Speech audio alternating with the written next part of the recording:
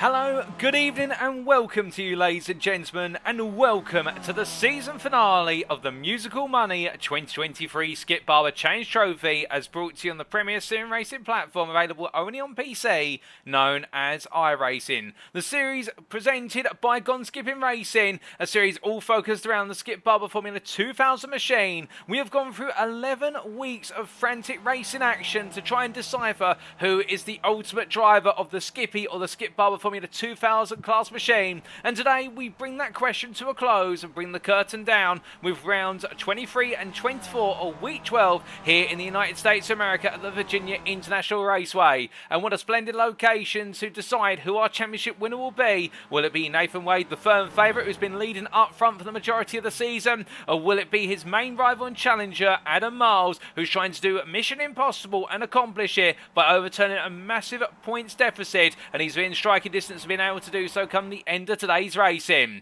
Well, with the VIR circuit's full course playing host to our drives, its fast flowing corners, numerous elevation changes, and ever increasing average apex speed as the lap goes on is sure to present a tantalising challenge for all of our drives up and down the field, as it's not just about the battle for the championship crown, albeit that is our headline, but also the battle for third place in the championship, with Jeff Randall looking to cement his place there. But to do so, he'll have to hold off the likes of Daniel Tufts and company, and further down the order there's plenty of drivers who's looking to settle a score in the battle to be inside the top 10 come the conclusion. But as we get ready to go racing today, you're tuning in live from circuit side on the official broadcast. That's on YouTube at TX151TX or Paul Walsh, and in the commentary booth you have myself, Paul TX151 Walsh, also known as Britain a Spit, depending on what media you follow me on, and I will bring you all your racing action today. But speaking of today's action, what about the schedule for it? Well, let's take you through your times, and that schedule being in British Summer Time, that's BST, or Universal Coordinated Time at UTC +1. And as we can see, in just under 18 minutes time, we make it our way into the qualifying session, our final one of the season, and the final time for our drivers to be able to say they're the fastest driver over a single lap in the 15-minute session at 8:30.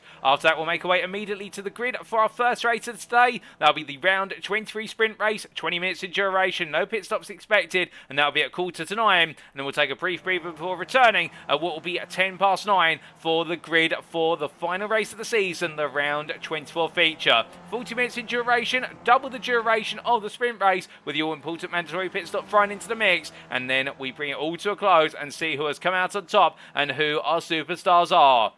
As we get ready to go racing, we do say hello to you, and don't be shy, feel free to say hi in the YouTube chat, even if you're a first-time viewer or a long-time viewer of the series. We're very happy to have you here, and well, as we get ready to go racing, let's give you a recap of the championship standings, but firstly, the season that we've gone through up to date. And as we can see, we started off all the way back on the 17th of March, and goodness me, it's crazy to think that 2.5 months have passed so rapidly, but indeed, we started back on the 17th of March in the United States of America at the Charlotte Roval Circuit. Rounds 1 and 2 saw a plethora of incidents across the two races, and also some stark contrast between qualifying and the first race, with a very fast performance from Rasmus Esveri in the qualifying session, seeing him take pole position, but it all fell apart in the sprint race in round number 1. Conversely, the likes of Chris Wayne and Jeff Randall did not have strong qualifying sessions, but they charged through to take strong performances in the first two races of the season, and many a plenty driver there get themselves settled in. We then carried the story in the US of A with rounds 3 and 4 at the Sebring International Raceway, going from the state of North Carolina to the state of Florida. And there in the West Coast, in the East Coast state, I should say, our drivers really looking to keep it calm and carry on over the multiple road surface changes of Sebring, and those who did came out on top, and we started to see the rise of Nathan Wade. But that came to even greater prominence in rounds 5 and 6, when we made our way down under to Australia for the first time this season to the Mount Panorama Circuit, or Bathurst, it's more colloquially known and much more lovingly known. And there on the 31st of March, we saw Nathan Wade storm to victory and take the championship lead, as something he's yet to relinquish. Meanwhile, at the other end, we saw the rise of other drivers, including Enzo Cantor, who have been involved in a couple of incidents, also enjoying the battling hard there for podium places, and also Juan Rodriguez putting in a score. Then round 7 and 8 in our fourth week, we made our way back to the United States of America on the 7th of April for the Road Atlanta Circuit, and located near the town of Brazelton in Georgia, we got to see the roller coaster ride of road racing really play its mark on our drivers, with many falling shy of the corners, the sweeping S's, particularly at the starter lap, and also those coming down to chicane towards the end of the lap, getting it wrong wrong under braking, and those who got it right came out on top, and again Nathan Wade shining high. And then in rounds 9 and 10 we made our way to Summit Point on the 14th of April, staying in the America States, and as our drivers made their way around Summit Point we got to see some fast flying action, multiple 3-whited to turn number 1, and all the way through the lap we saw multiple 2-wides as Summit Point really seeing the battle take to its ultimate intensity at that point of the championship. And then to wrap up the first half of the season we made our way back down under to Australia for the Phillip Island circuit, and on the 21st of April it was fast, it was flying, and with very limited braking at Phillip Island, albeit for 2 hairpins, we got to see our drivers really battle back and forth, and it was Adam Moles who started to make his efforts known with what was an absolutely brilliant run to victory, particularly in the feature race. That was the conclusion of the first half of the season, and some would say at that point we should have a week's break, but not us here in the Skip Barber Challenge Trophy. Instead, what we saw is the second half of the season immediately get underway, and we sprung into action on the 28th of April with the Japanese circuit of Okayama. Previously known as the Ida circuit, there the story was again Adam Moles who dominated, but we also saw the rise of Daniel Tufts in the battle to be inside the top 5, putting in 2 great performances rounds 13 and 14. And a week later we made our way to the North American continent, but not to America, but instead to Canada, north of the aforementioned country, and now drivers took on the hybrid street circuit of the Gilles Villeneuve circuit. Rounds 15-16 saw some controversy and some crazy battling, but in particular the World Champions caught out many a driver, including Jeff Randall, just to name one of 2, and also Paul Smithhurst there.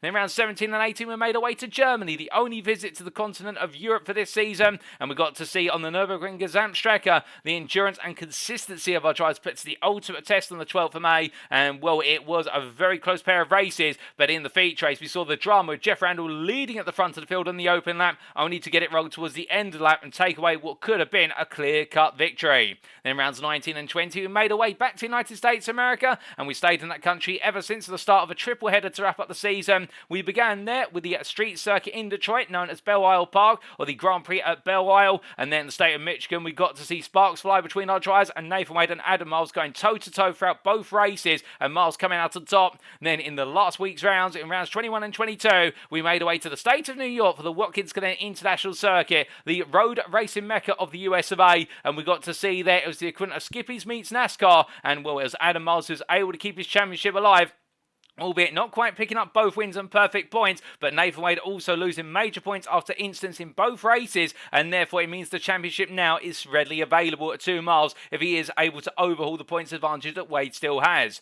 That was on the 26th of May, and today it's the 2nd of June. It's time to wrap up with rounds 23 and 24 of the Virginia International Raceway, eloquently in the state of Virginia. But before we come on to our host circuit for today, let's bring you up to date with the championship standings after what is 22 rounds of racing, and we start off with the top 10. Now Nathan Wade leads on 687 points, and he holds an advantage of what is there 76 points over Adam Miles at 611. You may be wondering what are the championship permutations here for Wade or Miles to take victory. Well, to explain them in short, the difference being that Wade can either improve his point score, and Wade will need to improve by score at least 64 points to put the championship out of Adam Miles' reach. So to reiterate that, if he scores a total of 64 points from this pair of races today, then he will improve from one of his drop scores, or his current drop score potentials, and Wade will take the championship. Conversely, Adam Miles will need to effectively score a minimum of 76 points should Nathan Wade not improve. Alternatively, he'll need to go higher if Nathan Wade gets close to improving and achieving at least 64 points. If Wade achieves that magical number, then it's all over. But if Nathan Wade should achieve 63 points, then what it means is Adam Miles needs a perfect score today, and that'd be a grand total of 88 points, which would include the 2 wins, pole position, and also both of the race fastest laps. So that's what it comes down to in effect. Wade chooses not to improve, and therefore I don't think it's going to be by choice, and Miles needs to score a grand total of what is 76 points, or Wade needs to score a minimum of 64 points to put this to bed.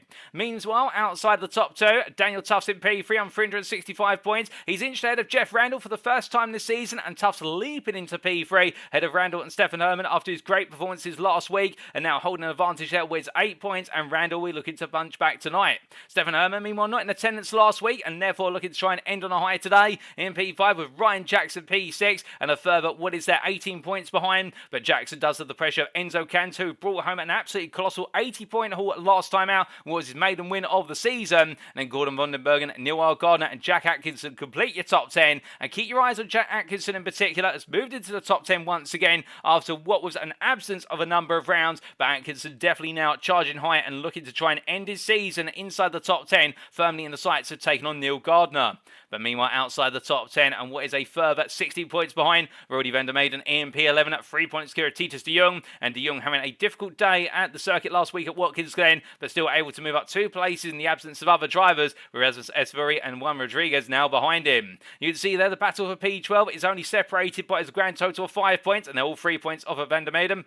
And therefore, the battle to be the title of the best of the rest is still wide open, with Christian Perez also a further 2 points behind in P15. Paul Smithhurst getting a good haul of points last time out, moves up to P16. Now, what is down 181 points and 12 clear of Remco Placier, with Mark Beckhaus, Chris Wayne, and Nick Von Roberts completing your top 20. And outside the top 20, from the 112 points of Nick Von Roberts, we go to the 107 points of AJ Campbell, and Campbell still has an opportunity to break into the top 20 come the end of today's racing. Next, David J. Burns behind by 15 points, but 11 clear JT Kapinen, with Stephen Krumholz and Terry McGrath completing runs to P25. McGrath behind Krumholz based on result countback, and it's Sebastian Holmichael, Paolo Anzioso, Kevin Budgen, Anders S. Nielsen, and Clark Williams who complete your top 30. And outside the top 30, we have Marcel Brunschweiler at P31, head of Ludwig Sau based on result countback, with Klaus A. Biedermann making his debut last time out and picking up a good haul of points there to move to P33, and then Nigel Easy and Peter van der Noord, with Peter van der Noord in P35 and 14 points, and ahead of Benjamin Harris and Brian G. Walker based on result countback.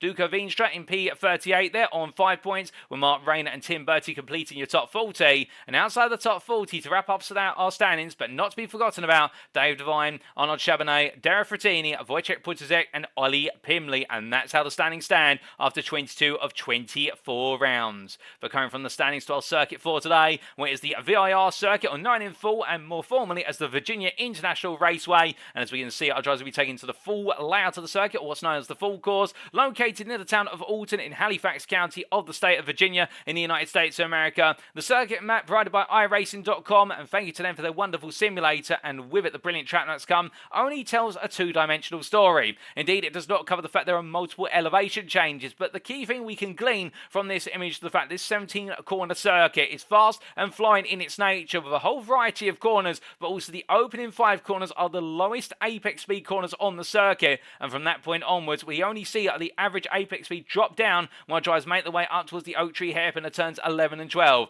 But beyond that, the speed builds up very rapidly, and as our drivers make their way across the start-finish line and through the King Straight up towards turn number 1 at Horseshoe, they'll be batting it onto the brakes into the right hand. We're flying out through the kink at turn number 2 and up towards NASCAR Bend. Through the left-hander at turn number 3, they'll find their way into left hook at turns 4 and 5, and as they make their way out of turn number 5, it's then the run onto the Snake Straight at turns 6 and 6A before powering up towards the sweeping section at turns 7, 8, 9, and heading in towards turn 10 at South Bend. There we see our drivers heading up to where their top speeds on the circuit, and whilst there'll be overtaking opportunities available before the braking zone for turn number 7, or the turning point we should really say, and a lift off with that, at the same time our drivers will need to be cautious about going too wide. For if they get it right, then there'll be some brilliant racing action, but if they get it wrong, they may find themselves falling off the circuit, with the fact that the circuit's grass off the edge of the tarmac slopes away from the circuit highly aggressively. But survive South Bend, they'll then head up towards Oak Tree at turns 11 and 12, and coming out the sharp right-angled right-hander at turn number 12, they'll make their way down the back straight, the longest stretch of tarmac, and indeed head up towards roller coaster at turn 14 and 14A. It's considered to be synonymous with the corkscrew chicane at Laguna Seca in the state of California. The roller coaster run through turns 14A and 15 is widely regarded as a shorter plunge by comparison. Indeed, nowhere near the 18-meter drop of the corkscrew, but still it keeps the same venerable thread in the fact that our drivers will need to make their way for a very quick direction change and gradient change. We'll head up towards turns 16 and 17 at Hogpen Corner, and coming out of turn 17 and into 17A, they'll build up the speed onto the start-finish straight to complete the lap and begin it all over again. And our drivers' top speeds will be recorded in the run to Horseshoe Corner, given the flying exit of Hogpen, but they'll come close in the run up towards Roller Coaster on the back straight. But as we get ready to go racing, let's give you a reminder of our rules. We're not allowed to go racing without rules, of course. And car setup wise, this is an open setup series where drivers will be bringing a setup of their choice to each and every race and dequalifying session on the car. Car fuel load wise, they're restricted to 60% for all race day sessions. This does mandate the pit stop in the feature race, which we'll come to shortly. And qualifying wise, an open qualifying format shall be used. What that means is in the 15 minutes of qualifying, all of our drivers will be out of the circuit. It's an open track, and therefore our drivers can come and go as they please, but they do need to be aware of impeding other drivers. Now, coming on to the races, meanwhile, race in general, we can see races shall commence via a standing start. This is the tradition of the Skip Barber Challenge Trophy. One fast repair is available in each race should our drivers pick up any damage, and the drivers shall receive a drive-through penalty if they accumulate 17 or more instant points, and should they raise that bar up to 25, then they will be disqualified from the given race. Sprint race wise, there are no mandatory pit stop requirements. It's going to be flat out from start to finish. Meanwhile, in the feature race, firstly, the grid shall be set based on results of the sprint race with the top 10 finisher positions inverted. So what does that mean in layman's terms? Well, it means that the P10 finisher of the first race of the day, i.e. the sprint, will be starting on pole for the feature, and we work our way upwards through the finishing positions of what is the sprint race to find that the winner of the sprint starts P10 on the grid for the feature, and then all the finishers from P11 downwards in the sprint, that's exactly where they'll start on the grid for the feature.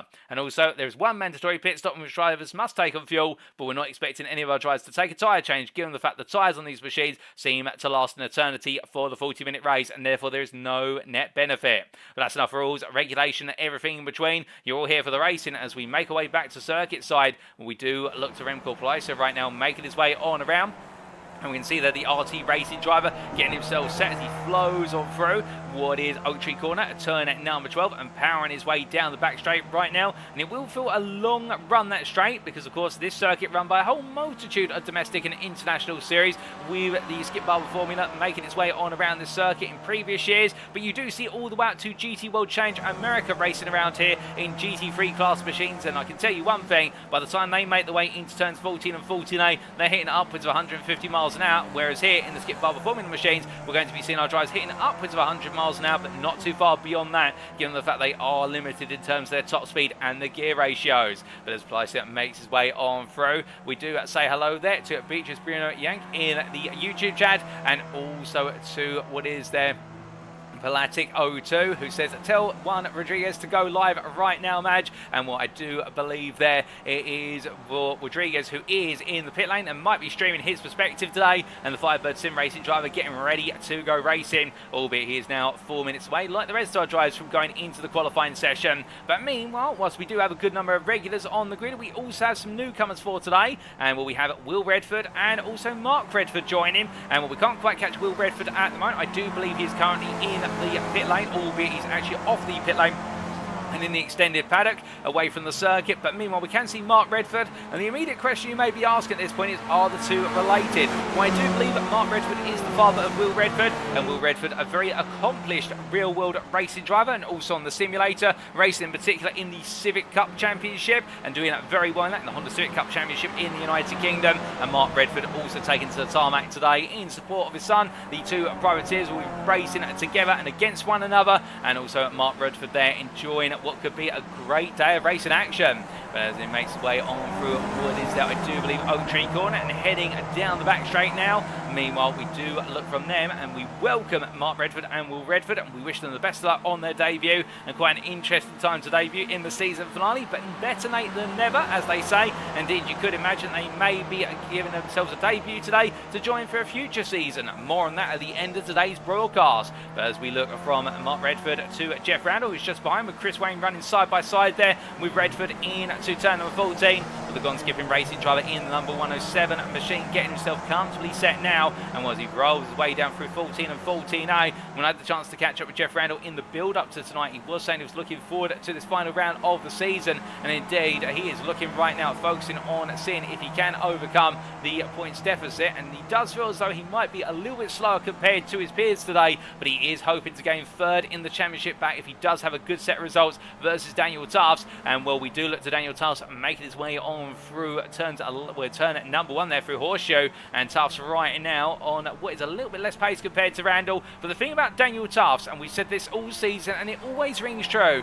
if he has a difficult qualifying session, don't worry about it. He will end up battling inside the top 5 by the end of the first race of the day. And there is something about the Briton, in fact I'm going to say it's a mystery about him. He just suddenly finds a way in race conditions. If he hasn't got the pace in qualifying, it just suddenly arrives there. And well, where there's a will, there's a way, they say. And for Daniel Tufts, he embodies that saying like no other driver as he makes his way up the Snake Straight and in towards turns 7, 8 and 9. But looking from him to Nathan Wade, who's made his way out of the circuit, with championship leader and favourite to take the championship crown. He knows all he's got to do today is pick up what is a grand total of 64, or in fact 76 points, I do believe. And we just double check our notes, and it is a grand total of what is points there. 76, in fact, it's 64 points. Let us get ourselves corrected there. 64 points he needs to pick up, and Nathan Wade will take the crown away. And to put it in perspective, it's a point for the fastest lap in qualifying, so pole position. It's also a point for the fastest lap in each race. It is a grand total of 40 points for the win in the sprint race and 45 points for the win in the feature race. And the points do work their way down in multiples of 5. So it'll be 35 points for second place in the sprint, and third place is 30. Meanwhile, in the feature, it's 40 and 35 respectively. So therefore, there's plenty of points on offer as we do look to Gordon van den Bergen in the Phantom machine for Sickhead Racing, making his way up through turn number 10 here, coming through the left-hander, and we'll have only a minute to go. And most of our drivers now in the pit lane. Everybody's set as best as they can be, and everybody's itching to go racing. But who is going to be the one who sets the pace in qualifying? Van den Bergen does look to be one of the faster drivers out here in terms of this practice session at the moment, but the problem with practice is we can't read too much into it because some drivers may not be setting representative laps. Meanwhile, others may be going all in on qualifying, and that's the all in practice, I should say, ahead of qualifying. And that's the bit of mystery we do have as we see Neil Gardner making his way into the pit lane, the New Zealander or the Kiwi. Getting parked up there, and the only driver now on circuit still trying to put in some time is Daniel Tufts here, and I think Tufts will be looking to try and have the best possible start to today in qualifying because he's got P3 in the championship on the line. He finds himself in that position for the first and only time thus far this season, and can he find a way to hold on to it and keep Jeff Randall at bay? Given the fact that Stefan Ehrman's not in the 10th tonight, it does mean it will be a showdown between Tufts and Randall for P3, much like it's a showdown for the championship win between Wade and Miles. But it's checker flag out on practice, ladies and gentlemen. It's time for us to go into qualifying. So as our drivers make their way back out onto the tarmac now, and it is in time for anger. We'll see them all out there for 15 minutes. It's lights out and away we go. And who is going to be on pole come the end of it? Well, as we refresh the overlay there to bring the circuit map back up in the top right corner of your screen, the big question first is, what can we expect in qualifying? Well, the running theme over the course of this season has been that qualifying does come down not just to your own ability, but also finding the right time to run in the toe of another driver. And by picking up that slipstream, you're able to carry a lot more speed over the course of the lap, and as a result of that, you'll normally have a much better lap time. And the slipstream at most circuits we've seen can be in the value range of where it's anywhere between 3/10 to an entire second, unless it was at Watkins Glen last time out, where it was worth at least 1.2 to 1.5 seconds over the entirety of the lap. But the point being here, everybody will want to try and find a slipstream partner, and as we do welcome Will Redford too at the tarmac, and we see him here in the number 42 machine, making his way on around there and getting himself comfortably set as part of the Apex Racing team. I do believe he races on the simulator, a very prominent esports team, part of the wider Apex Racing network, who indeed have provided a whole host of things to the world of sim racing on iRacing, including this broadcasting software which we are currently using, or the overlay you see on screen. That's part of the SDK broadcast app brought to you by Apex Racing. But as we see Will Redford making his way into his turn number 11 here,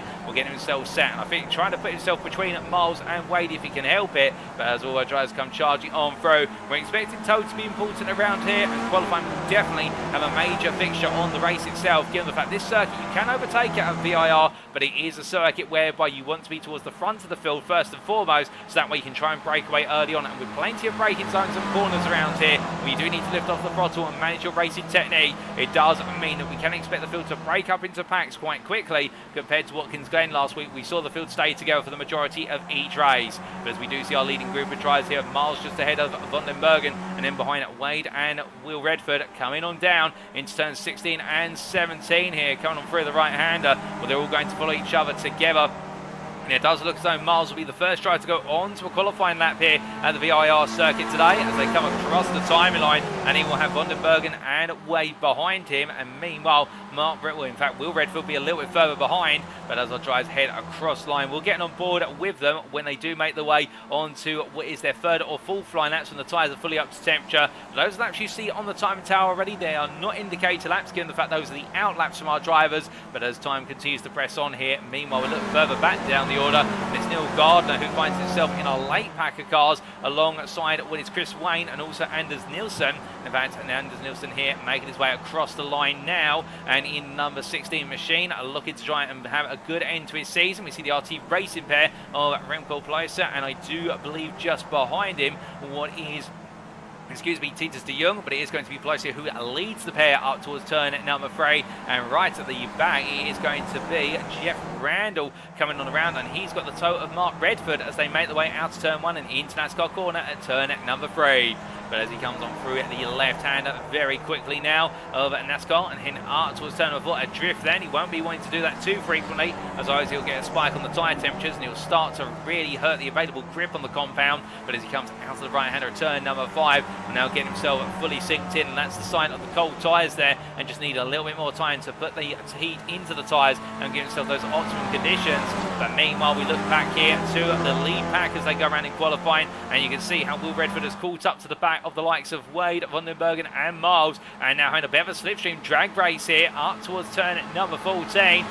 Will Redford go up the inside? Will Wade back off? This is the precarious moment because all 3 drivers on the right of the picture, they've established themselves into ribbons and packs over the course of the season, whereas now they do have a newcomer they may not have raced alongside before in other formats of the Skip Barber Formula 2000, including the official iRacing series, and therefore you do have that element of the unknown. But Will Redford trying to set the time tower line. He's currently got some of the fastest sectors out there, particularly subsectors 1, 3 and 4 going Redford's way. But as they make their way across the timing line for the first time to set a qualifying lap today, what's it going to be from our drivers, as Miles will be the first driver across, and this will be a representative lap time for Adam Miles. It is going to be, what it says, the tower's updated, 207.20. Will Redford immediately though 1.2 seconds faster, 205.936. So Redford absolutely nailing it with regards to the toe and being at the back of this group, at the back of a 4-car group, therefore getting the triple toe. Well, it's still miles ahead of Wade at the moment. I think Wade will feel as though he was compromised slightly in the run through turns 14 and 14A with Redford's positioning.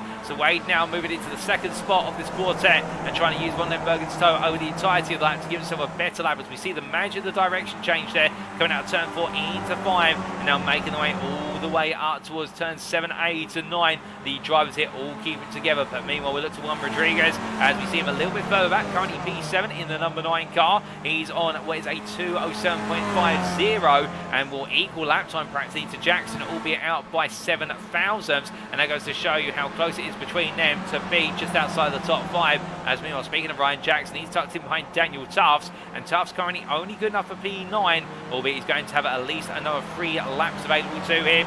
And we should point out that with regards to this qualifying session, a reminder to the uninitiated, it is a 15-minute qualifying session, albeit as we see Jackson there drifting his way, coming out to turn number 9 and making out turn number 10, I should say, and into 11 and 12. It may be a 15-minute qualifying session as we interrupted our train of thought, but when the clock strikes 15 minutes, that's it. If they're on the lap, our drivers have to come immediately into the pits. They'll be forced into the pits. They are not allowed to finish the lap, and therefore you need to get your lap done as soon as possible rather than save it all to the very last lap. Or if you're going to do so, you need to time it right so you can finish the lap before the clock strikes 15 minutes. But as Jackson continues to follow Tufts down, he pulls out the toe there to give himself a bit more breathing room given the mistake he made coming out of 10. And we say hello there to Rody van der Maiden, or Rody Maiden in the YouTube chat. Says, sorry guys, at work again. And well, we're very sorry to hear that, Rody, because we do miss seeing you out of the circuit, and we would have loved to see you on circuit for the season finale, but we're glad to have you tuning in from the YouTube chat. And as we do see Will Redford coming across the timing line,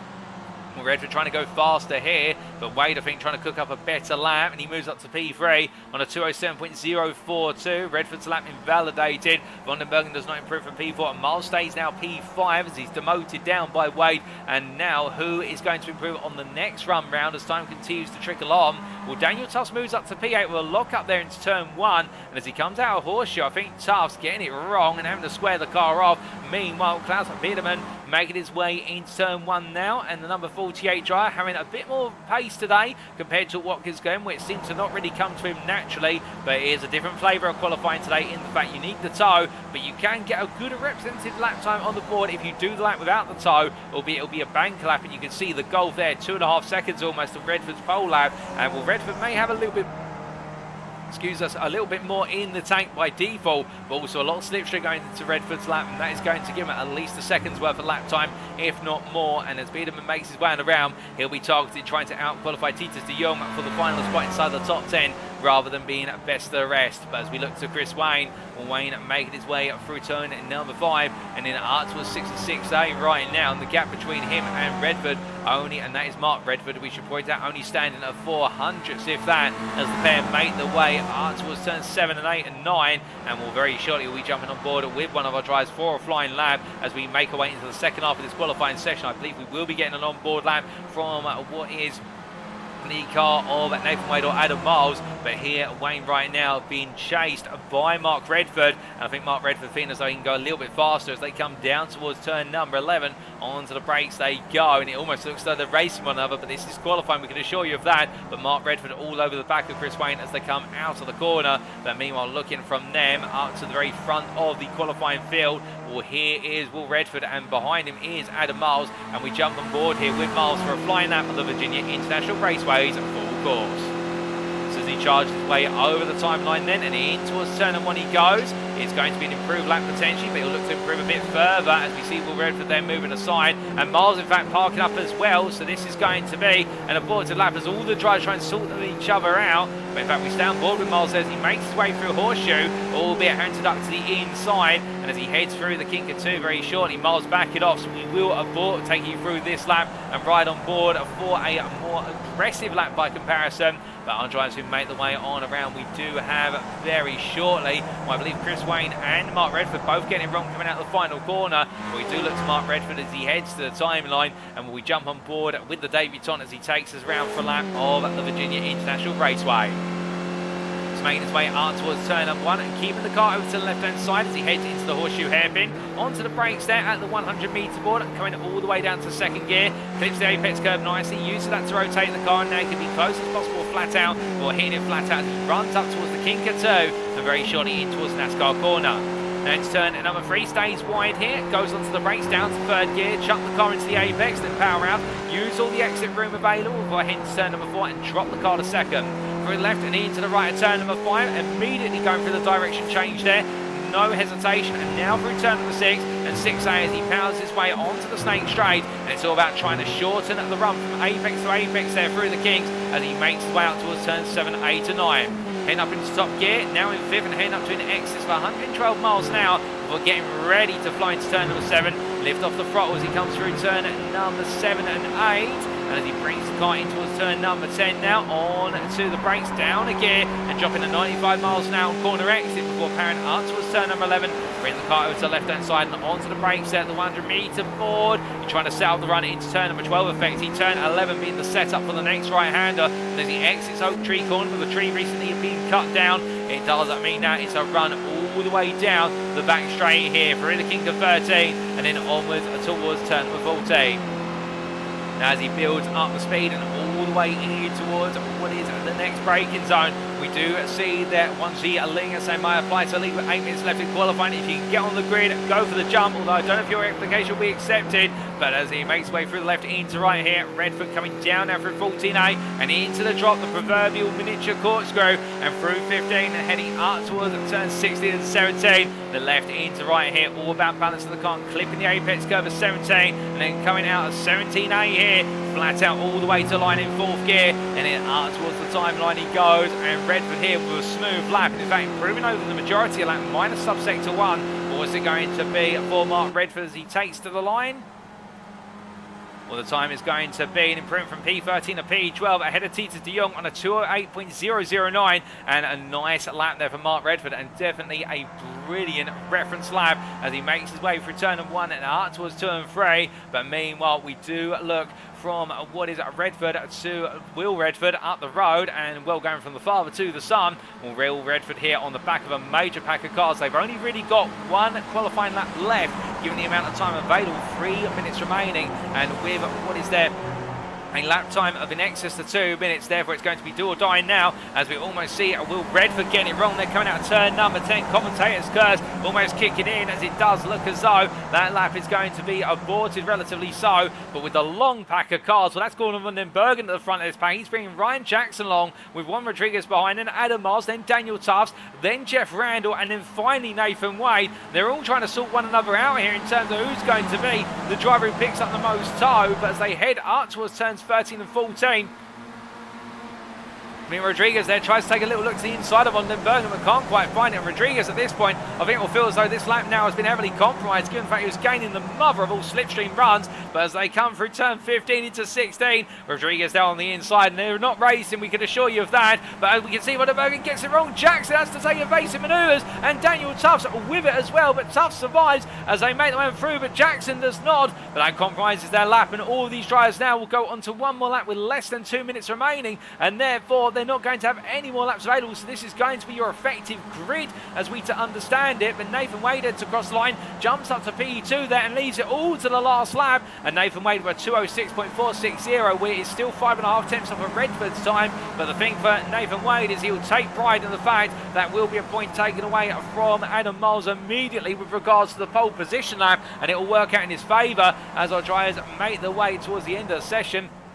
Neil Garner parked up there. He's decided enough's enough. But what about other drivers who are still on lap? Which includes Klaus Biedermann, who is not going to finish this lap in time. He's currently P11, but it will be Will Redford who's going to take pole position unless anybody can pull off a sensational lap right now, as we do see Chris Wayne going off the road there. Wayne getting it wrong coming through turn number 4 into 5. And what is anybody else out there on the lap? Well, I believe we have just had Anders Nielsen cross the line, and indeed as we see him there, a 2:08.725, he goes faster than Chris Wayne. We've got AJ Campbell P16 in the pit lane. He's not made it into qualifying. He's joined us quite late, but that is qualifying said and done, given the fact nobody will now be able to improve in time. And what as we do see that Juan Rodriguez getting it very wrong coming through turn number 10. He'll be starting P10 at best, and unfortunate end to the qualifying session for Rodriguez, given the fact the Firebird Sim Racing driver absolutely on a brilliant lap, but in the end being held back by Vandenbergen coming up towards turn number 14 and mistiming the run up behind the Sickhead Racing car. But now all of our drivers making the way down. I think some deciding to opt into the shorter pit lane there, and no one of the pit lanes available with the multiple layouts of this Virginia International Raceway.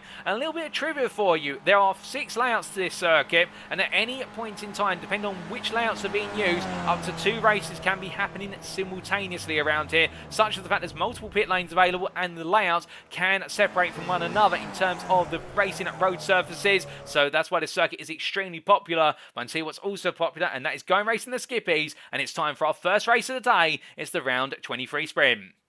And as our drivers make their way onto the grid, this is how they'll line up. Will Redford takes pole position, the privateer, on his debut by 5.5 tenths over Nathan Wade. Behind him on the second row of the grid, it's gone skipping Racing's Jeff Randall, joined by Ryan Jackson. And then the privateer being followed up on the third row by Neil Garner and Adam Miles, with Miles qualifying quite low down compared to his previous best. In fact, one of the weakest qualifying sessions we've seen from Adam Miles in a long time.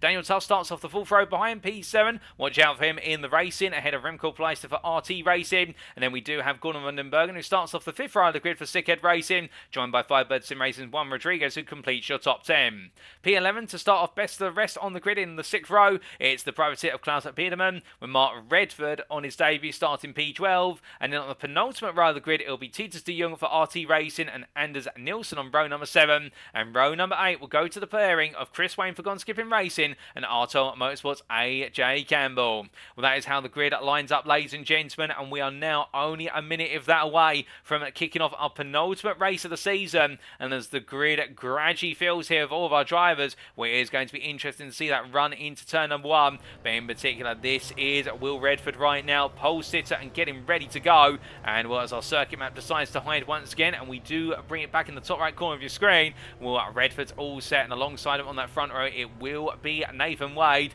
and Jeff Randall just behind him P3. But Adam Miles, meanwhile, well, he's given himself a difficult task starting from P6 on the grid. He knows he's got to get the best possible points all here today, but as they all get set, the grid is now in place and we await the lights. 1 red light, 2 red lights, 3 red lights, 4 red lights, 5 red lights. And it's lights out and away we go for the first race of the day here at VIR's. Will Redford gets a good start, but immediately Wade cuts in behind, covers off Jeff Randall before they get down towards turn number 1. And Wade with a good launcher, he should be safe for P2 in the run to Horseshoe. But as they head into the opening braking zone, everybody coming down too wide as best they can here as the field begins to congregate through the second apex of Horseshoe and heads up towards turn number 3. But we are seeing some light moves. Titus Young getting past Mark Redford, and meanwhile Adam Miles making the attack versus Neil Garland on the inside of the Kinker too. Miles knowing he's got to gain places quickly here as they come through the left-hander free through NASCAR bend and up towards turn number 4. As our drivers settle on down, it will now be line astern, albeit side by side there for Juan Rodriguez versus Remco Pleister. but Placer defending to the inside, and now the battle for P8 is going to really start to envelop as we see the top 7 of the field breaking away immediately as they charge their way down the Snake Straight. Now heading up towards turn 7, 8 and 9, cold tyres could be a big factor here as all our drivers make their way in towards the next lift off into braking zone of turn number 10, but Redford leads the field on through, and the Englishman here getting himself set up for the left-hander, but as they all come on down, will anybody get it wrong this first time around? Looks so most of our drivers here just keeping it on the straight and narrow, but looking further back to Gordon van den Bergen, close in behind Juan Rodriguez with Remco Placer ahead and try and look for a move here for P9. Can't quite find it as they make their way through Oak Tree Hairpin and through the right-hander they go. Everyone's still together, but we have had a brief moment for Anders Nielsen who fell off track at turn number 10. He's dropped out to the hunt in P16, but looking from him now, we do look back to the battle for P8 here between Juan Rodriguez and Remco Placer, and it's going to be Placer who looks around the outside as the tow now starts to pick up to a crescendo as they head on down, and meanwhile at the front of the field it's Nathan Wade there covering off Jeff Randall, but Adam Miles looking up the inside of Ryan Jackson for P4. Another place game for Miles, but Jackson playing it smart and safe. He knows he doesn't need to fight for it immediately. It's a long race, it's 20-minute races we're in. That Remco Placer's got ahead in the draft into turn number 14 ahead of Juan Rodriguez for P8, but as our drivers come charging on through turn 17 and on towards the next lap, well now Redford looking quite vulnerable here as they make their way onto lap number 2, and it's going to be Wade ahead of Redford, followed by Randall P3, Miles P4, Jackson P5, and in Tufts, Garner Rodriguez, Van den Bergen and Mark Redford complete your top 10. Will Klaus Biedermann P11 best of race, but that's how they went on to this lap as they break their way into turn number 1. Will Redford there coming back up the inside of Wade. Wade being made to go around the outside. Further behind we do see Daniel Tufts now to P5, getting the move done there versus Ryan Jackson, so Tufts not holding anything back and trying now to make headway versus Adam Miles, and I do wonder whether the 34 driver here does feel as though there could be an opportunity for a podium given the fact he is only a second away from the top 4. But as they make their way through turn number 4, we bring the battle box up in the bottom right hand corner of your screen so you can keep track of the gaps between drivers who are focused on the camera, and as they make their way through turn 6 and onwards towards 7, 8 and 9 where everybody settles down at once again. But definitely it is looking as though the top 7 of this field are going to break away very gradually from the rest of the field, but we'll have to wait and see if that's what plays out in actuality as we look back from the rear of the priority of Will Redford. Making its way through turn number 9 and into 10 here. The gap standing at 3.5 tenths. They made the way on 3. You can see Nathan Wade there with a little bit of oversteer, excess oversteer as he came through the corner, and to settle the car down as they break the way through 11. But Wade putting the pressure on, and Nathan Wade interestingly pushing harder, and he doesn't necessarily need to do so as they all put a tyre wide on the exit of turn number 12. In fact, 2 tyres wide, the 2 left-hand side tyres from the driver's perspective. And as they pound their way down the back straight, you can see that toe now really starting to come into effect within 1/10. As Wade looks up the inside into turn 14, he'll get the overspeed here, and I think Will Redford will just simply let this go. Adam Miles, meanwhile, trying to make it 3 wide. He's got to go for brokers, Adam Miles, as Miles looking on the inside there into left-hander, and Wade backing off. Redford tucks in behind as they roll the way down from 14A into 15. Well, it's a switch with Adam Miles now taking the lead of this race, but a long way to go for the 85 driver, and he knows he needs to get every single point available, and Nathan Wade right now on course to improve if he's able to pick up this second place and a further podium in race number 2. So it's all going to be about the points they accrue in each and every race. But as our drivers charge their way up towards turn number 1 for the 3rd time of asking, well, we do look to Will Redford here looking around the outside. Jeff Randall's going to make it 3 wide. It's almost going to be 4 wide in fact, but not quite, as we do see Wade back off. Randall meanwhile going 3 wide with Will Redford and also Adam Miles, but Miles defends the inside. Redford there as well. Nathan Wade by backing off gives himself an opportunity to go round the outside here of Randall into turn number 3 by the Kinker 2, albeit Daniel Tufts there immediately behind, and we do ride on board with Daniel Tufts. He comes on through the left-hander in NASCAR bend. As they head up towards turn number 4, well, for Nathan Wade, he doesn't need to do anything dramatic. He just needs to keep the car on the black stuff here and make sure he finishes inside the top 5. And if he can do that in both races, then he will effectively gain a sufficient amount of points in order to put the pressure onto Adam Miles to make it 2 wins out of 2 as a minimum.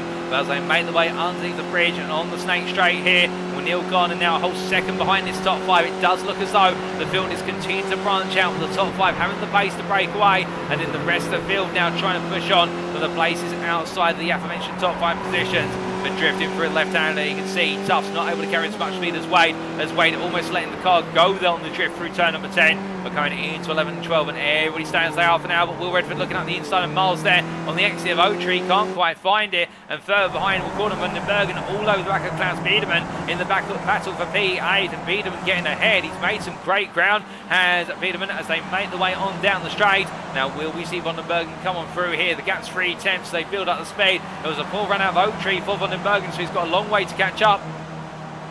And as they head in towards the next braking zone, where it's going to be Mark Redford who looks up the inside here. So van den Bergen looking vulnerable as the Briton goes to the move. Biedermann's also going to have Mark Redford now looking for a 2 for 1. Can't quite find it and defends instead as they drop the way through 14A into 15. And behind we do have Titus de Jong and Rimco Pleister staying with them, with Chris Wayne and Ryan Jackson also following suit. But as they roll the way through turn 16 and into 17, everybody keeping it calm and composed. Wayne there gliding over the apex curve. Got to be careful taking too much curve as it will unsettle the car. But as they make the way on to another lap, meanwhile we look back to the leaders, and this is Adam Miles on the inside. Nathan Wade puts himself in the middle, going for the Moses as he tries to put himself in between Will Redford and Miles. But in there it's a lock up from Randall behind, and Wade backs out of this fight knowing he doesn't need to take the risk, and Will Redford trying to go outside to inside into turn number 3 here into NASCAR Bend, and Will Redford will get his position as they make the way into left-hander, and Adam Miles just simply taking it calm and easy as they head in towards turn number 4. Now through the left into right they go here, long line and stern.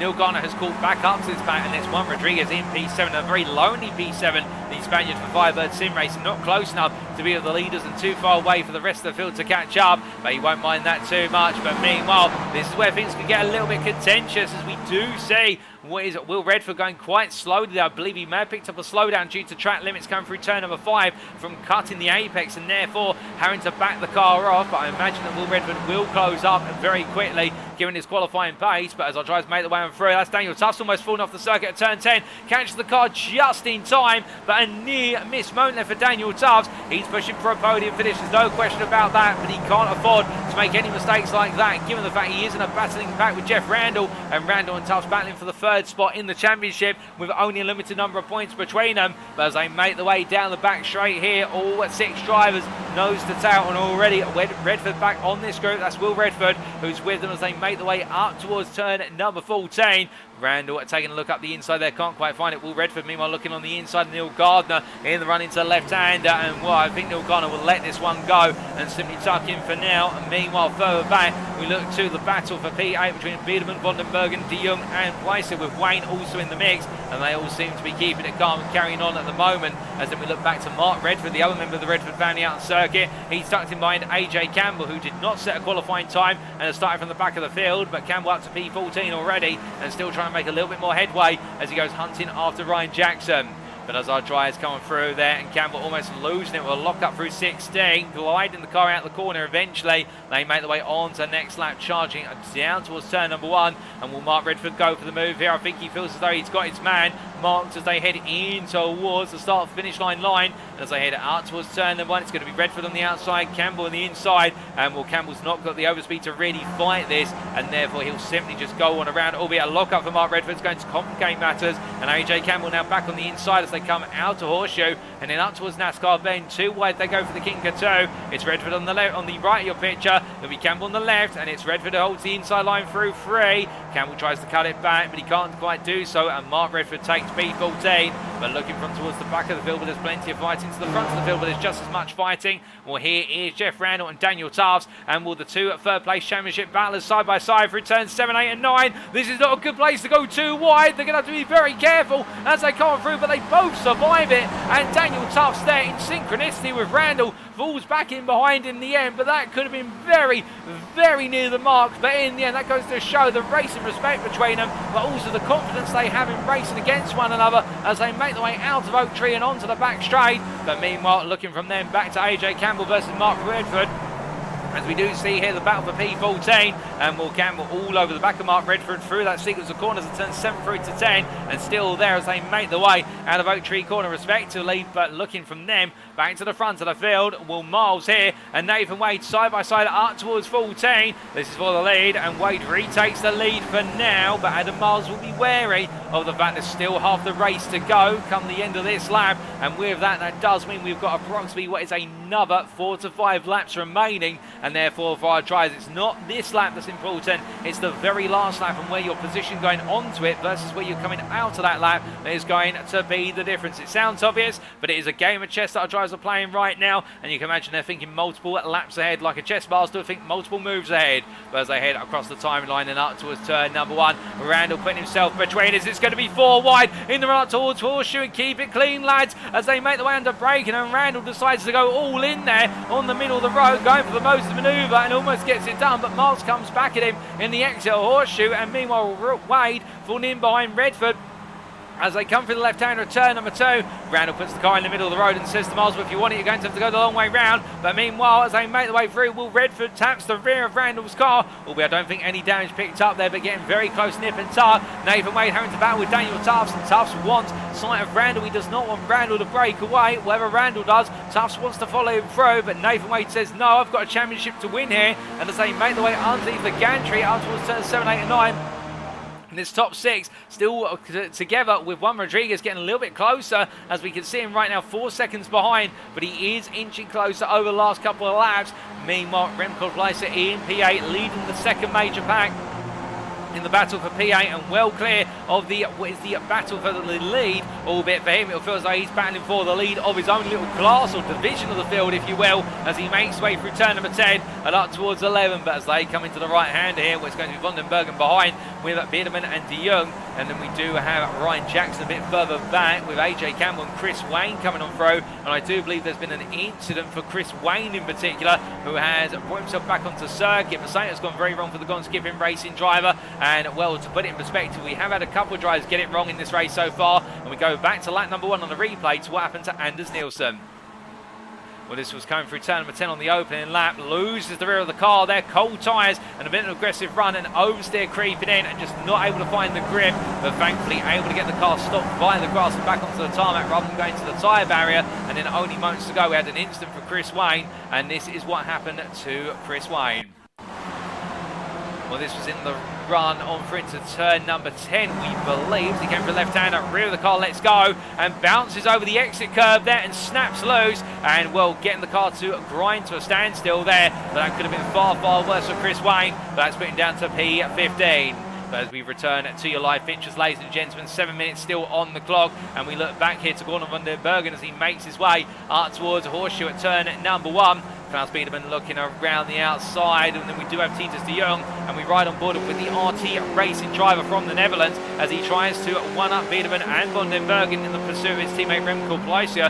Placer at the head of this group, de Jong at the back. It's an RT Racing sandwich with a good amount of Sickhead Racing and Privateer filling, and as they make the way through turn in number 4 into 5, AJ Campbell, Mark Redford battling off camera, for P13. We stay with this battle for P8 for the time being, as we see Titus de Jong there having a bit of difficulty with the dirty air over the back of Biederman's car, coming through turns 5 into 6, having to just assault the curbs a little bit higher than he planned to. You can see that in the logic of his steering wheel inputs, and as they make the way through turns 7, 8 and 9. Now for de Jong, he's going to have to balance this carefully. He won't want the car to come loose on him here. He wants to close up as much as possible through turn number 10, the left-hander which he just goes into, as they make the way up towards Oak Tree, so he can set himself out of the run on the back straight.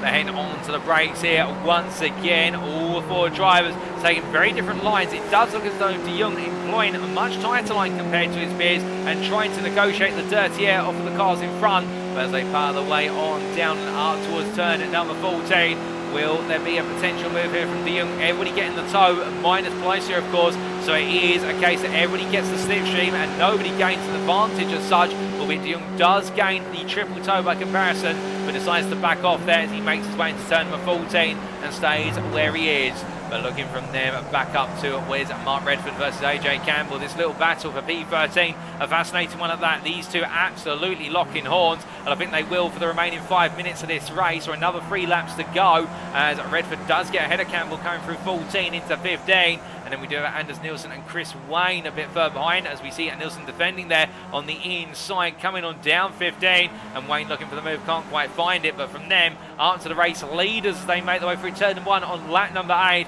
Well, this is Adam Miles versus Will Redford, and behind Nathan Wade and Jeff Randall exchanging blows, and Daniel Tush just behind Randall now in the battle for P4. So it does look as though with how they're all moving into position. It's Miles who's trying to pull away with Redford behind, and then Wade is trying to stay with them, albeit Randall and Tufts now have their own little battle to negotiate, and then it's Neil Garner in P6 who just watches on, staying behind as they make their way out to turn 6 and turn 6A, and as they charge their way on down the straightaway here up towards turn 7, 8 and 9. Well, Miles does have the unfavourable position of being the leader in this group, and it's not the last lap. Albeit on the last lap you want to be second or third really going onto the back straight, albeit I can imagine there'll be a bit of weaving on that back straight and defending, and they're allowed to weave it up to a point, but they're not allowed to make multiple moves into the braking zone. But Adam Miles holds the lead there as he makes it out of turn number 10. A nice run through the left-hander and into the right at turns 11 and 12 he goes, with Neil Garner at the back of this group, and the number 74 privateer from New Zealand thinking about what he can do to get stuck into the fight on that last lap. He's been lurking in the background for some time, but as he powers his way down the back straight here, still well within touching distance, but not opting to go for a move at the moment, just simply biding his time, and this could work out. Meanwhile, Will Redford up the inside there of Adam Miles in towards turn number 14. They go, and as they do, Nathan Wade getting the double toe. He goes up the inside of Miles. Miles there, however, on the inside now into 15 as they come on down the hill. Nathan Wade having to go defensive once again as we ride on board with the 24 drive, your championship leader going into this round. And as they make the way up through 16 into 17, well, for Nathan Wade, it's all about staying close and not letting Miles get any more points than absolutely necessarily. But as they make the way up towards turn number 1, 2 laps remaining, 3 minutes still left on the clock. We've got a top 6 that's battling for the win all together, only separated by a grand total of a second if that. And as Wade heads onto the brakes here for Horseshoe this time, Randall on his inside off camera, and Wade having to keep the door open. Randall backs out of it. And I think this time as they make the way out to turn number 1 up towards 2, Redford and Miles holding their positions, Wade holding on to P3, and everybody negotiating this corner fine as Wade there have a little bit of oversteer under braking it into turn number 3. Got to be careful of that, and he won't want that to hit him on the final lap, as otherwise that can see him jump all the way out of the order and give a golden opportunity to Adam Miles. But as they come through turn 5 and 6 and onwards towards the first major stretch they go, well, Nathan Wade there, you can see the gap now starting to appear between Wade and Randall at 7/10. Although that gap will come down on the back straight if Randall can stay within a second. It will be interesting that we are starting to see a split in this top 6 pack, and it's the top 3 and then the next 3 who are making the split in their respective packs come to fruition. But as our drivers roll their way into turn number 10, meanwhile we look from them to further back to the battle for P8 between Remco Placer, Gordon Vandenberg and Titus de Jong and Klaus Biedermann, and you can see how Remco Placer right now just simply feeling comfortable with the run in P8, albeit Vandenberg goes very wide and it's onto the grass, then he falls away from the circuit. Now he'll bounce back onto the tarmac, but can he get it stopped in time? He can, but he's going to hold position versus one is Titus de Jong, albeit I don't think de Jong's going to be too impressed with the fact that Vandenberg is taking a rallycross line to defend his position, but still he'll be impressed with the control demonstrated by Vandenberg, and we definitely are here in the commentary booth. And well, we thought that was going to go very, very wrong for the German driver, but in fact he's able to bring it back together right at the critical moment as they power their way down the back straight. Well, it's going to be de Jong and Biedermann to make the way through, 3 wide temporarily, but Klaus Biedermann there with the double toe moves up into P9. It does mean that Remco Pleiss has been able to break away almost 3 seconds away as they come into turn number 15, but Klaus Biedermann gaining 2 places, and he'll be absolutely pleased with that. As meanwhile, Anders Nielsen versus Chris Wayne for P15, it's the battle to not be the last finisher in this race, and the Danishman right now getting ahead as they come into 14 and 15. But from them we look to the leaders, ladies and gentlemen, and it's now the final lap of the race, and Adam Miles on the inside versus Nathan Wade on the outside. Lockhart left and Will Redford behind. They make their way through turn number 1 and head up towards turn number 3, but who is going to come out on top of all the drivers here? Everybody has an opportunity to win out of the top 6, and Wade they're looking on the inside of Miles, but covering off Redford, who looks around the outside of NASCAR Bend. And as they make their way through the left-hander once again of turn number 4, well, it does look as though Randall now trying to get stuck in versus Will Redford side by side as they clear the corner, but Randall having to back out. But that does mean Miles and Wade are able to open up a half-second gap, and that may just give them a little bit more breathing room in the run as our drivers head up towards turn 7, 8 and 9.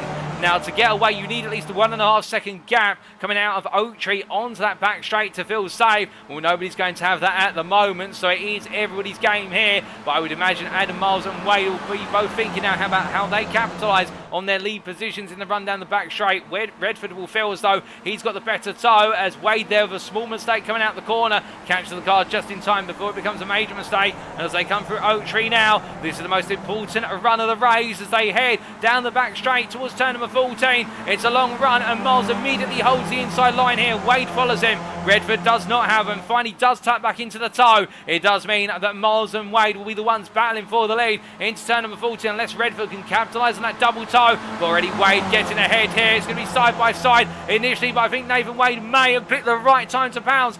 Redford is going to also look, and Randall as well, as Randall looking up the inside of Redford. So Wade gets ahead here, coming through turn number 15. Down the hill they go. Randall meanwhile on the inside there versus Redford. Takes a little bit of a jaunt to the grass, but brings the car back together. But as they come through 16, it's Nathan Wade who leads. But going through the final corner, it's a long run to the start-finish line. And will Nathan Wade still be leading come the end of it? He needs the perfect run out the corner. It's a 10th as they make the way on down. Wade is going to hold to the inside as best he can. Miles is building speed, however, and he gets his nose ahead. And Adam Miles is going to take victory in the first race of the day. Ahead of Nathan Wade P2, Will Redford P3, Jeff Randall P4, Daniel Tuss P5, and Neil Garner P6 in a very close finish between all 6 drivers. It'll then be Juan Rodriguez who finishes P7 for Firebird Sim Racing, ahead of Remco Pleiser P8 for RT Racing, and into the line it's going to be Titus de Jong who just beats Klaus Biedem by the 10,000th of a second, with Ryan Jackson at P11 there, and it will be Mark Redford who comes across line P12, the privateer, very shortly ahead of what will be AJ Campbell P13, Anders Nielsen P14, Chris Wayne P15, and it will lastly be Gordon van den Bergen who finishes P16 out of 16 starters for Sickhead Racing. All of our finishers on the lead lap. One absolutely flabbergasting finish to the race, ladies and gentlemen. And as we move into the 5-minute warm-up period before race number 2 of 2 today, let's take you through those race results for the second time, and indeed subject to any stewards' inquiries. Well, as the results now appear on screen, we can see after 20 minutes of racing in the round 23 sprint brought here at the Virginia International Raceway in the Musical Money 2023 Skip Barber Challenge Trophy hosted on iRacing, Adam Miles taking the win in the end by 45 thousandths of a second ahead of his main rival Nathan Wade. Will Redford at P3 there, completing the podium on his debut ahead of Jeff Randall for Gone Skipping Racing P4, finishing ahead of his rival in the battle for P3 in the championship, Daniel Tufts, and that result between the two of them will level the playing field for the Gone Skipping Racing driver with Neil Gardner P6. A further, what was then almost 9 seconds behind, Juan Rodriguez P7 for Firebird Sim Racing, with the top 6 finishing inside at 1.2 seconds of each other, which is the closest finish we have seen all season. And Rodriguez in a lonesome P7 with Remco Pleiser P8 for RT Racing ahead of teammate Titus de Jong P9, and then Klaus Biederman making it at the end of the top 10 in P10 for the privateer. Best of the rest, P11 there, Ryan Jackson a further 4 tenths behind, ahead of Mark Redford on his debut, P12 in his first race, who stayed ahead of AJ Campbell in the end to bring home that P12, with Campbell finishing P13 for Artel Motorsport, then Anders Nielsen P14 ahead of Chris Wayne for Gone Skipping Racing, and Gordon van den Bergen P16 for Sickhead Racing after that late instant, costing him dear and seeing him finishing at the back of the field. But what a close first race of the day. And just focusing back at the top of the standings with those finishing positions for Adam Miles and Nathan Wade, what does that mean in terms of the championship implications, I hear you ask? Well, it means that Adam Miles will have picked up at least 40 points for race number 1. He did not get pole position today, so that means he doesn't get a bonus point. In terms of the fastest lap, we haven't quite got it on our record yet who set the fastest lap of the race, so we presume that neither driver got the fastest lap. Miles has just picked up 40 points to what is Nathan Wade's 35 points. And given the fact that Wade does need to score at least 64 points to put the title out of Miles' reach, if he's able to replicate this result in our second race of the day, then Wade will be on course to take the championship crown regardless of what points Adam Miles scores. Meanwhile, Adam Miles with 40 points, he knows that he will need to secure at least another 36 points in our second race of the day, and that is going to be a minimum of P3 plus the fastest lap should he want to take the championship crown, presuming that Nathan Wade does not score at least 24 points points. Well, not 24 points. If we do the quick mathematics, my apologies there. Will be a grand total of 29 points in our second and final race of today. And, well, it is close between them, but it is still advantage Wade, but Miles will have the momentum. And keep in mind, both of them will start on what is there, the 5th row of the grid for our final race of the season. But as we give you that recap, we do look to our drivers making the way on around here in the warm-up session. 2 minutes still left on the clock, and that's just enough time for us to take a breather in the commentary booth.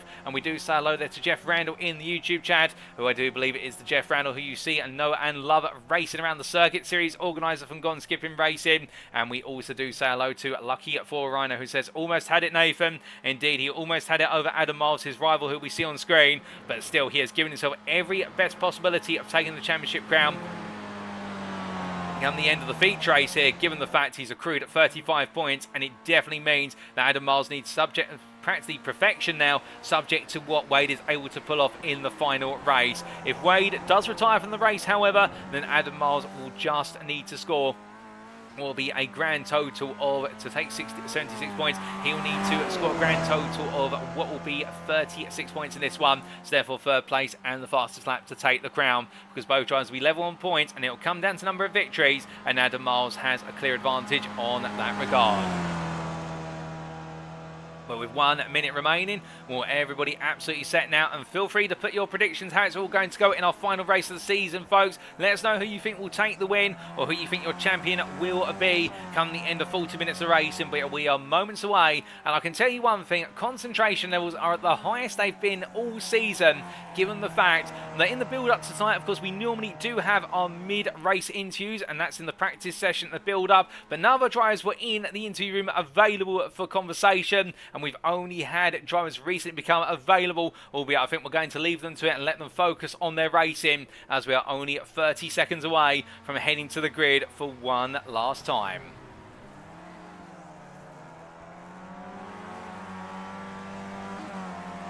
And as everybody gets set here, the weather absolutely splendid at the VIR Raceway Circuit. And well, as now all of our drivers make the way into the pits, the clock strikes 5 minutes. It is time for the grid to be set.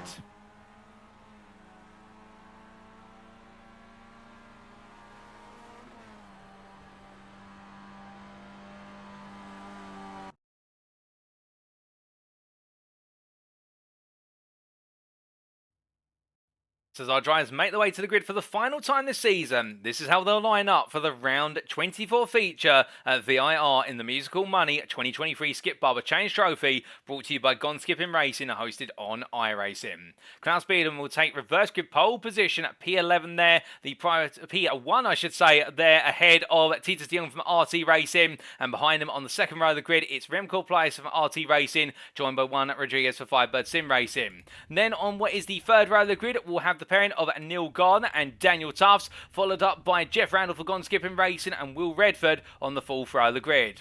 Row number 5 to complete the top 10 consists of Nathan Wade and Adam Miles, the two championship contenders, with Ryan Jackson starting best less in P11, the privateer, ahead of Mark Redford on the 6th row of the grid. And on the penultimate row of the grid, it'll be AJ Campbell for Artel Motorsport and Anders Nielsen, with the final row of the grid on row number 8 of 8 going to Chris Wayne for Gone Skipping Racing and Sickhead Racers Gordon van den Bergen. Both drivers looking to try and right the wrongs of race number 1 today and come away with some major points in the final race of the season. But as all our drivers make their way on to the grid, it's an absolutely packed grid here. And well, perhaps not the numbers we saw right at the start of the season, but definitely we've got quite a few drivers on the grid today. And it is going to feel very frantic when we get ready to go racing. We do also have that pit stop to play out today. And track position could be key and finding the right time to pit. But as we do look down to circuit side, and everybody now in position minus what is Will Redford starting P8. We are only seconds away from going racing, ladies and gentlemen. And who will take the championship crown? Will it be Adam Miles or will it be Nathan Wade? And in the battle for P3, will it be Jeff Randall or Daniel Tufts? Well, we're only 10 seconds away from beginning the race. That will let us find out.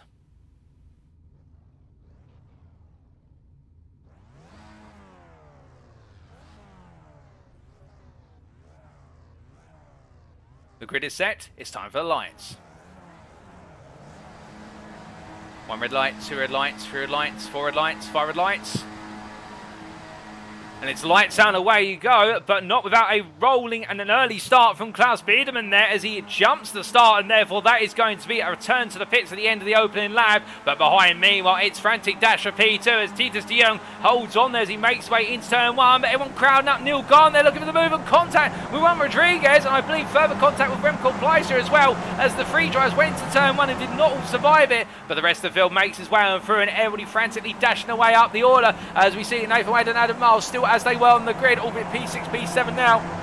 And as they come for the left-hander of turn number 3 and up towards 4, will jump start for our race leader of Biedermann will mean that he'll be into the pits, and therefore it'll be Titus de Jong who leads. So Wade and Miles already up into the top 5 positions effectively as they come on through turn number 6 for the first time in this race. Now charging up towards turn number 7, 8 and 9. All the field already trying to negotiate around one level as we've got Jeff Randall trying to bulldoze his way through here, albeit metaphorically speaking, as they come on through the kinks. We can see meanwhile Remco Pleister falling behind and Daniel Tufts hugging the rear of Randall's car, wanting to stay with him all the way through, given the fact it's level between the two of them going into this race, and therefore whoever finishes ahead of the other will take P3 in the championship, as we're to understand it, as they come down towards Oak Tree Hairpin.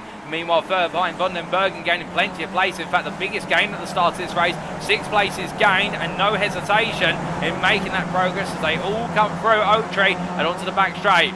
Now with the tow, it's going to be a long pack of cars here, led by Titus de Jong with Jeff Randall in P3. And as they all head on through, will anybody decide to go through and split the field up, or will they all decide to stay in the tow and not do anything drastic? Well, Gordon van den Bergen here has an idea, and that is to go up the inside of AJ Campbell as they make the way through. The R-Type Motorsport driver not defending it too hard.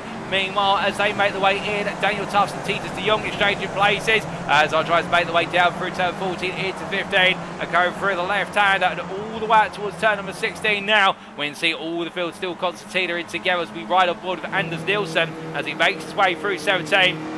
And the Danishman here, it's gone wrong for a driver in front, and that's contact of AJ Campbell, and also what is, I do believe, Mark Redford, and Nielsen just looking the wrong way when the incident occurred, trying to go around the outside of the impending incident, but in the end going straight into it, and that's unfortunate for the 3 drivers as we now look to the front of the field after 1 lap of racing. It's Jeff Randall who leads ahead of Daniel Tufts P2, Remco Pleister P3 ahead of Titus de Jong P4, then Nathan Wade P5 ahead of Adam Miles P6, with Ryan Jackson P7, Gordon van den Bergen P8, Neil Carter P9, and Chris Wayne completes your top 10 in the rear of the picture with Juan Rodriguez P11 best the rest. But as Wade battles here with Titus de Jong up the inside, de Jong goes a little bit deep through NASCAR bend and therefore losing out. We're bringing the battle box up at the bottom right hand corner of your screen so you can keep track of the racing action as it comes to you. And as our drivers make the way through turn number 5 and up towards 6. Well, right now we are starting to see the faster drivers in the field cutting their way through towards the lead of this race. And Jeff Randall, leader ahead of Daniel Tufts, he's almost got what is a 1 second gap to Remco Pleister in P3, and he'll be hoping, as will Tufts,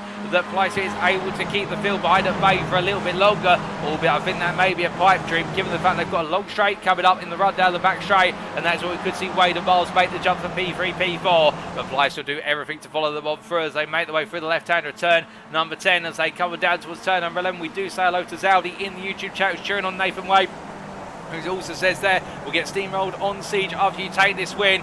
Whether he's a smooth operator in Rainbow Six Siege or a smooth operator behind the car, Nathan Wade right now has only got his focus on one thing, and that's the championship crowd as he makes his way up towards turn 14. But as he comes on through, Jeff Randall here battling side by side with Tufts, and Tufts trying to take the lead in this race for the first time today as they make the way into left-hander 14, and he gets ahead there quite succinctly as Randall just watches on. But given the fact we do have a mandatory pit stop at this race and fuel saving now starting to play into the minds of our drivers, and we'll come on to exactly what we can expect with regards to that fuel saving after we clear the opening next couple of laps. But as we see Randall rolling down for a turn at number 16, meanwhile we had an incident at the start of the race, and we do have an opportunity to take a look back, and this is what happened into turn number 1 between Juan Rodriguez and also Neil Garner and Remco Pleister on the inside.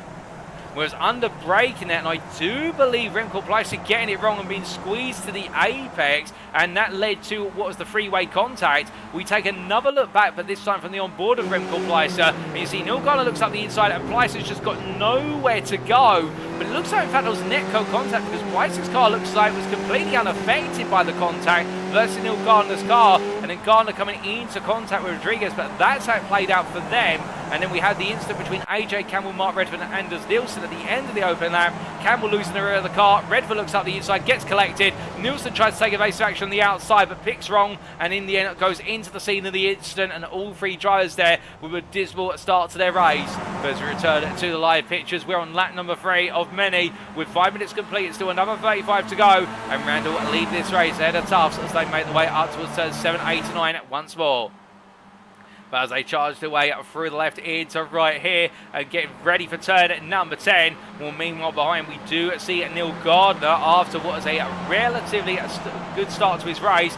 Now just holding firm in P7 with Titus de Jong for company. How could this race potentially evolve in terms of that pit stop? Well, we have seen all season that there has been a big emphasis on fuel saving in the feature race, whereby you want to minimise your time in the pits, and to do so with everybody having an identical stop, and we expect drivers to only take on fuel where you gain time as well as the rate at which you get to your pit box, albeit obeying the pit speed limiter. This is how quickly you come into the limiter and also how quickly you get off the limiter once you clear the limiter line at the exit of the pit lane. It's also about minimising the time you spend stationary, so the amount of fuel you actually take in the car. So a lot of drivers will be just tucking into the toe and try to gain that slipstream in the run towards each and every corner, and that can enable them to save a couple of points of a litre a lap, and over the course of multiple laps that ends up being multiple litres, and in return that does save you some time in the pit lane, which can be worth up to 5 seconds come the end of the race depending on the circuit. So we have to expect that, but also when can we expect our drivers to pit? Well, we have seen a multitude of pitting times over the season, with the fact some drivers have opted to go incredibly early, and your race leader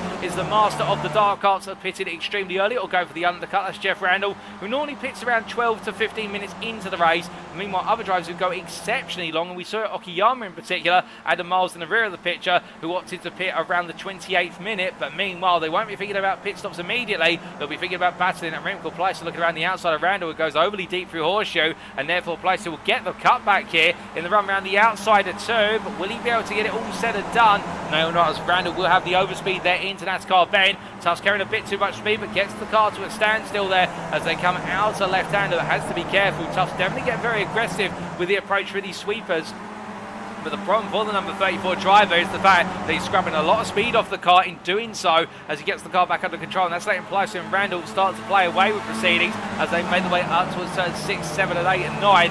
But as they come roaring up towards the trio, of course, the proceed 10, well, Tufts here just staying in behind for now, and I think just focusing on managing the car. Nathan Wade the same, Adam Miles the same, and Ryan Jackson immediately in position here, potentially Strike versus Miles. And Ryan Jackson, a little bit of an unknown here. We have seen the number 8 driver go exceptionally strong at some circuits, including what was at the Nürburgring and also at Okiyama, but by contrast, other circuits which just not worked out for the Briton, including the circuit Charles Villeneuve. But it does look as though Ryan Jackson in the flow, he had a difficult first race of the day, but this second race is coming to him, and could he and the Shell V-Power race team machine find a way to be able to take a podium here today?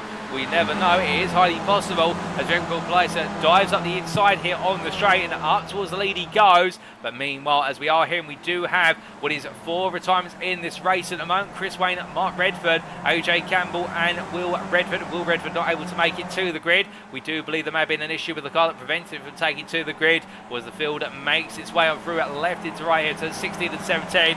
Pleister holding on for now as they come out to the right hander and on to the start for the straight to go on to lap number 5, but Pleister holding firm there, and Daniel Tufts starting to creep closer to the back of Randall as we ride on board here with the number 34 driver. He's thinking about going around the outside. Randall sees it's coming. I don't think Randall wants to let Tufts get ahead. I think he's worried that if Tufts gets ahead, he may not be able to get back on through. But as they come through turn number 1, fastest lap of the race going to Neil Gardner at 2:07.115. With Neil Gardner having to push on to chase down the top 6. He's in the tow now, albeit I think Neil Gardner has used a bit of extra fuel, and that may come back to haunt him when the pit stops kick off.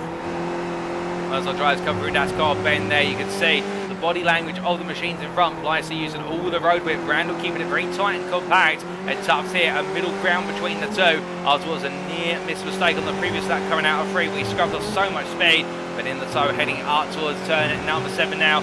Long run they go, 4 tenths between him and Nathan Wade behind, and Wade refuses to gain any time, and therefore it is a sign that Nathan Wade definitely trying to sip as little fuel as possible as they make the way up towards the left-right-left combo of turns at 7, 8, 9, and heading in towards turn number 10. Well, for Tufts, it's all all about positioning here. Does he want to try and go for the move as Randall falls back off the rear place here? But key with the fact they've got the back straight coming up after Oak Tree Hairpin, which they go through now. Therefore, Randall will not want to be close. He'll want to be at most a second behind Placer, but at least a minimum of 6 tenths behind, so that way he can gain the most on the toe and save the fuel. But as they head on down and around, we have the top 6. We've had the top 7 separated by only 2.2 seconds in totality. And then Titus de Jong a further 2.2 seconds back as he makes his way down the back straight. And not close enough to be in the lead fight at the moment, but also far enough away from being in the fight for P9 versus 1 Rodriguez. You see Rodriguez coming over the brow of the hill there, and he has got a grand total of 11.5 seconds between himself and Gordon van den Bergen. We definitely have seen some drivers get it wrong on these opening laps, but right now the top 7 all staying close together and fighting on as hard as they possibly can. But other drivers make their way on around here. Definitely a race that has become extremely strategic now, and everybody thinking about when's the right time to pounce and also when's the right time to make that pit stop. Now, do you want to come in by yourself and make your way back out into circuit with clear track? Arguably no, because the way drivers are running at the moment, everybody is thinking about the bigger picture, and therefore in clear air by yourself you're going to lose lap time on average rather than gain it. But as we do see Placer there defending versus Randall, I think the Dutchman may be proving to be a bit of a cork in the bottle, and could that be what acts as the catalyst to trigger off other drivers behind opting to pit? Particularly Miles might see this as an opportunity if he gets to the point where he can pit early. We have seen Miles in the past pit very early, put a lot of fuel in the car, and then put in qualifying laps in clear air, and he's been able to offset the loss of the slipstream through putting in those qualifying laps for the Britain right now, staying behind Jackson and Wade. And as they come on through at the sweeping sequence, the serpentine of the Snake Straight, and up towards turns 7, 8 and 9, Will Jackson holding on to P5 in what is a return to the top 5 after some time, and he is the buffer between Wade and Miles as they make their way inwards towards turn number 10. But as they come through into left-hander, we've still got plenty of time on the clock. 12 minutes into this race, another 28 to go, and the halfway point beckons gradually. But as it does, Neil Garner taking a little bit of a sly peek around the outside of Adam Miles as we ride on board here with the New Zealander as he comes through turn number 7. And again, interesting to see the different lines there between Miles and Garner. Miles taking a huge chunk out of the apex curve, meanwhile Garner by comparison just simply letting the car run wide and around the curve. But Miles there tucking in behind, I think opted a fuel save to a degree as they make the way down the back straight, albeit gap to Jackson. Standing at 8 tenths, this is a bit far back for Gardner, given the fact that Jackson has got a quadruple toe, and it may be a bit of a loss here for Gardner if he can't catch up quickly, albeit I think he will do so through turn 14 into 15 lane drop. But as they come down through the mini corkscrew and in towards turn 16 and 17, you can see that gap definitely starting to branch open, and has Miles made an error by dropping back behind Gardner, and in return, if Gardner's not able to stay along, as we do see some drivers ducking into the pits, and that's Randall, Tufts and Wade, they all decide to come on in. But I think there's been a bit of an instant between what is Wade and Tufts onto the brakes there as they made their way into the pit lane. Well, I think both drivers avoided contact with one another just about, but it was very close. But it's early pit stops of the trio. Meanwhile, Placer, Jackson, Gardner, Miles, De Jong and Rodriguez stay out there and decide to go on long. But it doesn't look as though there's any damage to the front of Nathan Wade's car, so I think they did avoid the contact just about, but definitely a lock up of the brakes for Wade. And as they all have their cars serviced, meanwhile we do look back to the front of the field, and Remco Placer being allowed to try and break away here with Ryan Jackson and Neil Gardner together. Miles, meanwhile, 1.1 seconds behind the pair, and I wonder if Miles is perhaps playing a very different game, which is to really siphon the toe at a long distance, as meanwhile Randall Wade and Tufts are making their way out the pit lane, albeit Daniel Tufts at the moment still in the pit lane, and it looks as though there might be some repair work going on to Tufts' car. We're not quite sure what's happening, other than the fact he's having an exceptionally long pit stop. We'll try and get you an update as soon as possible. Meanwhile, Jeff Randall and Wade are back out, and together they are separated by 1.1 second as they continue to push on onto their second stint. But focusing on what's on our camera at the moment, Will Jackson here holding on to P2 on track as Tufts finally leaves the pit lane. But with this, it means that effectively that P3 in the championship is going to go to Randall if things finish as in their current trajectory. And it's a difficult day for Tufts, no question about it. But meanwhile, the top 4 pack here, all trying to run after what is Remco Placer, the leader of the pack, albeit with a 1.4 second gap, a very distant toe for Ryan Jackson. But he's not gaining enough here, and Neil Garner takes a look up the inside into 14. I think Finn, as though he can perhaps get the job done a little bit better, chasing it after the RT racing machine. Well, time will tell as they make their way onto the next lap. Meanwhile, Adam Miles behind this. I think Miles will feel as though he's losing time, and I wonder if Miles may react by jumping into the pits at the end of this lap and deciding that no, he's got to try and get himself back into what was the first pack to pit, because it does look as though those lap times are starting to trickle away from him as he makes his way around the outside of turn 17. Will he duck into the pits? No, he does not. He stays out there. Neil Gardner comes in, so Gardner's had enough, but meanwhile Miles tucks it behind Jackson, and perhaps he feels as though he can make his way past Jackson and then just offset the time that Wade is going to gain in the toe of Randall by running on circuit in clear air. As they head into Horseshoe, this is the time we'll find out, as meanwhile Nathan Wade behind Randall as they come on down and through turns 16 and 17. And Nathan Wade diving through the right hander here and onto the start finish straight. Garner currently being serviced, and as the privateer Wade heads up towards turn at number 1. On the power here all the way through, and will he look for the move on Randall? My gut feeling says yes, he might, and Randall will just let him go, and Randall does indeed. He just pulls over to the left hand side, knowing he doesn't really want to be in the WADIS Championship now that Tufts is all the way down in P11. But in return as well, it's for Randall to gain in the toe of Wade rather than fight hard and both of them lose time, because at the same time Jeff Randall will be eager to try and make the win his own today. It's been some time since we've seen Jeff Randall on the podium, let alone at the top step. But as they come through the left-hand turn at number 3, NASCAR bend, will Wade here now leading this pair, and both are trying to push on as Neil Gardner comes out the pits 3.5 seconds behind. It is not a successful pit stop for Neil Gardner, and the fact also spending an extra 3 seconds in the pit lane for fuel. I would imagine that the privateer from New Zealand has had to take on extra fuel, given the fact he was pushing hard to catch up to the leading pack before he made his pit stop. But from the back end of the leading pack, or the split now leading pack, to the front of the on-track leading pack, it's Remco Fleiss here in the lead for RT Racing by 0.7 seconds ahead of Adam Miles, and Miles has caught up at a canter as they make their way towards turn number 14. And this shows you the pace that Miles is bringing to the table, albeit to do so, he will have to use a bit of extra fuel in order to make these gains. But will that be enough? And the fact he'll have to spend perhaps an extra second in the pit lane, will he be worried about that in terms of the strategy? Well, if we know Miles, he will not. He will simply just focus on the task at hand that's presented to him when he emerges from the pit lane. But as they come on through turn at number 17, will we see any of the top 3 make their way into the pits this time around? No, they all stay on track to go on to another lap. They go on to lap number 9. And as they do, who is going to set what type of lap around here? Well, we see those lap times come in, and it's the fastest lap of the race for Adam Miles. It's a 2:06.093. Miles is absolutely soaring around here right now. The privateer in the 85 car, to put that in perspective, the last lap set by what was Jeff Randall and Nathan Wade. Well, Jeff Randall was a 2:11, Nathan Wade was a 2:09, but we do have to keep in mind they are slightly impacted by pit stops. But as they come to the timing line this time around, we'll get an indication of their relative pace, and this lap that Randall's just finished was, as our timing tag is updated, a 2:07.11. Meanwhile, Nathan Wade at 2:07.2. They swap places once again, but Adam Miles has just gained an entire second on them by running on circuit. Miles could yet spring a surprise in this race, and he could essentially dash off into the distance with the lead, and then the pressure will be on Nathan Wade to effectively bring on home enough points to keep himself safe in the championship. Well, as they make their way through turn number 3 and in towards 4, the Gonskipping Racing driver Jeff Randall also has his sights on a potential podium, if not the win here, and up the road from them, yet to pit. P4, P5, it's the battle on between Juan Rodriguez of Firebird Sim Racing and RT Races Titus de Jong as they make their way towards turn number 11, and we look back from the rear of the Spaniard's car. Now going overly deep, they're coming out of Oak Tree Corner and bringing the car to bear just in time of a very late apex. Titus de Jong not able to close up versus Rodriguez as they make their way down the back straight. Albeit he will gain in the distance zone here, but the key point being it does look as though de Jong not quite in the hunt here for the position, instead having to really just siphon the slipstream over the back of Rodriguez's car and use that to gain him some lap time and potentially also some fuel saving to his advantage for the pit stop. Albeit they're getting closer to the midpoint of this race, I think we will see some signs of other pit stops coming up very soon. But as they make their way in towards turn at number 16, both drivers here full concentration and attack right now, as meanwhile making the way towards the end of the back straight.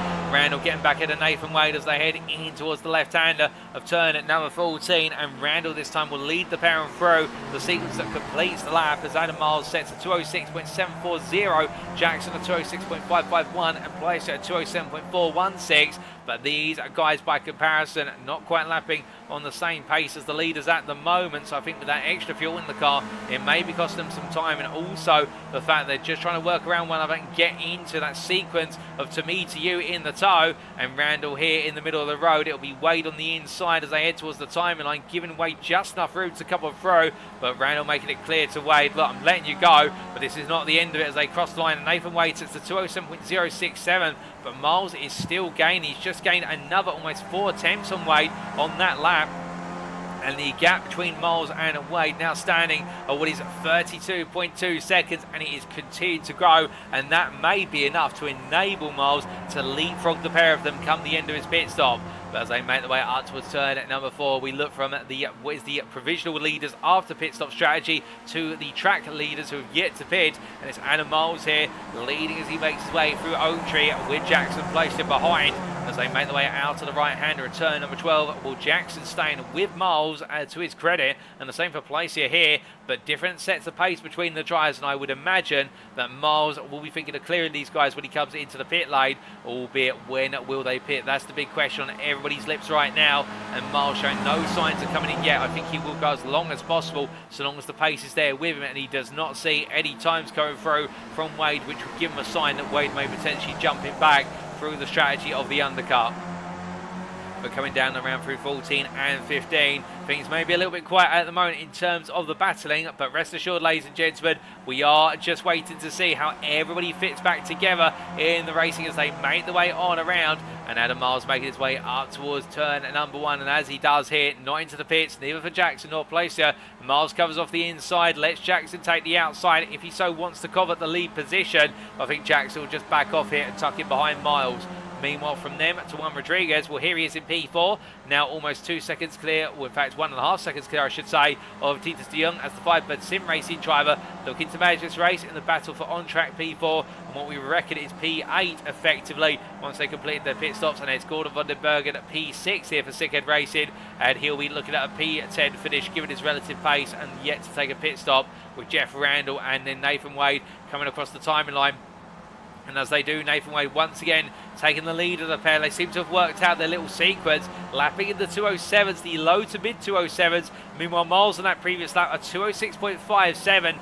Miles has gained almost another second on the pair, and that gap now up to a grand total of 33 seconds as they head on to lap number 11. And well, that gap only growing since the pit stops, and I do think that Miles right now could be on to a winner, but I think he's using a lot of fuel to potentially do this is Miles, given the fact that he's got nobody to get a tow off, and this is just pure qualifying lap style pace from the 85. And as he makes his way through turn number 11 and 12, well, right now Miles absolutely storming to try and make this championship crown his. But as things currently stand, at our prediction, it will be Wade who takes the championship by a small margin if things finish as we expect them to after the pit stop. But as they make their way up towards turn number 14, Miles right now not focused on that. He's only doing everything that he can in order to try and make that championship crown his, as he knows he can do so.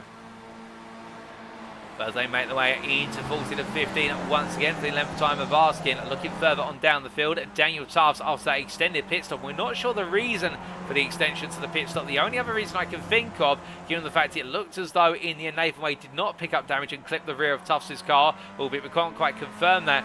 Maybe Tufts missed the pit limiter line and therefore was caught speeding in the pit lane and had to take a hold penalty before then taking his pit stop, which would explain the fact that his pit stop spanned to 52.8 seconds stationary time rather than the expected approximate 12 to 15 seconds that we would be seeing.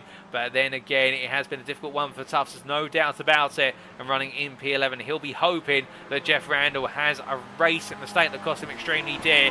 But Randall right now does seem to be in the flow, and that P3 seems to be going his way in the overall championship.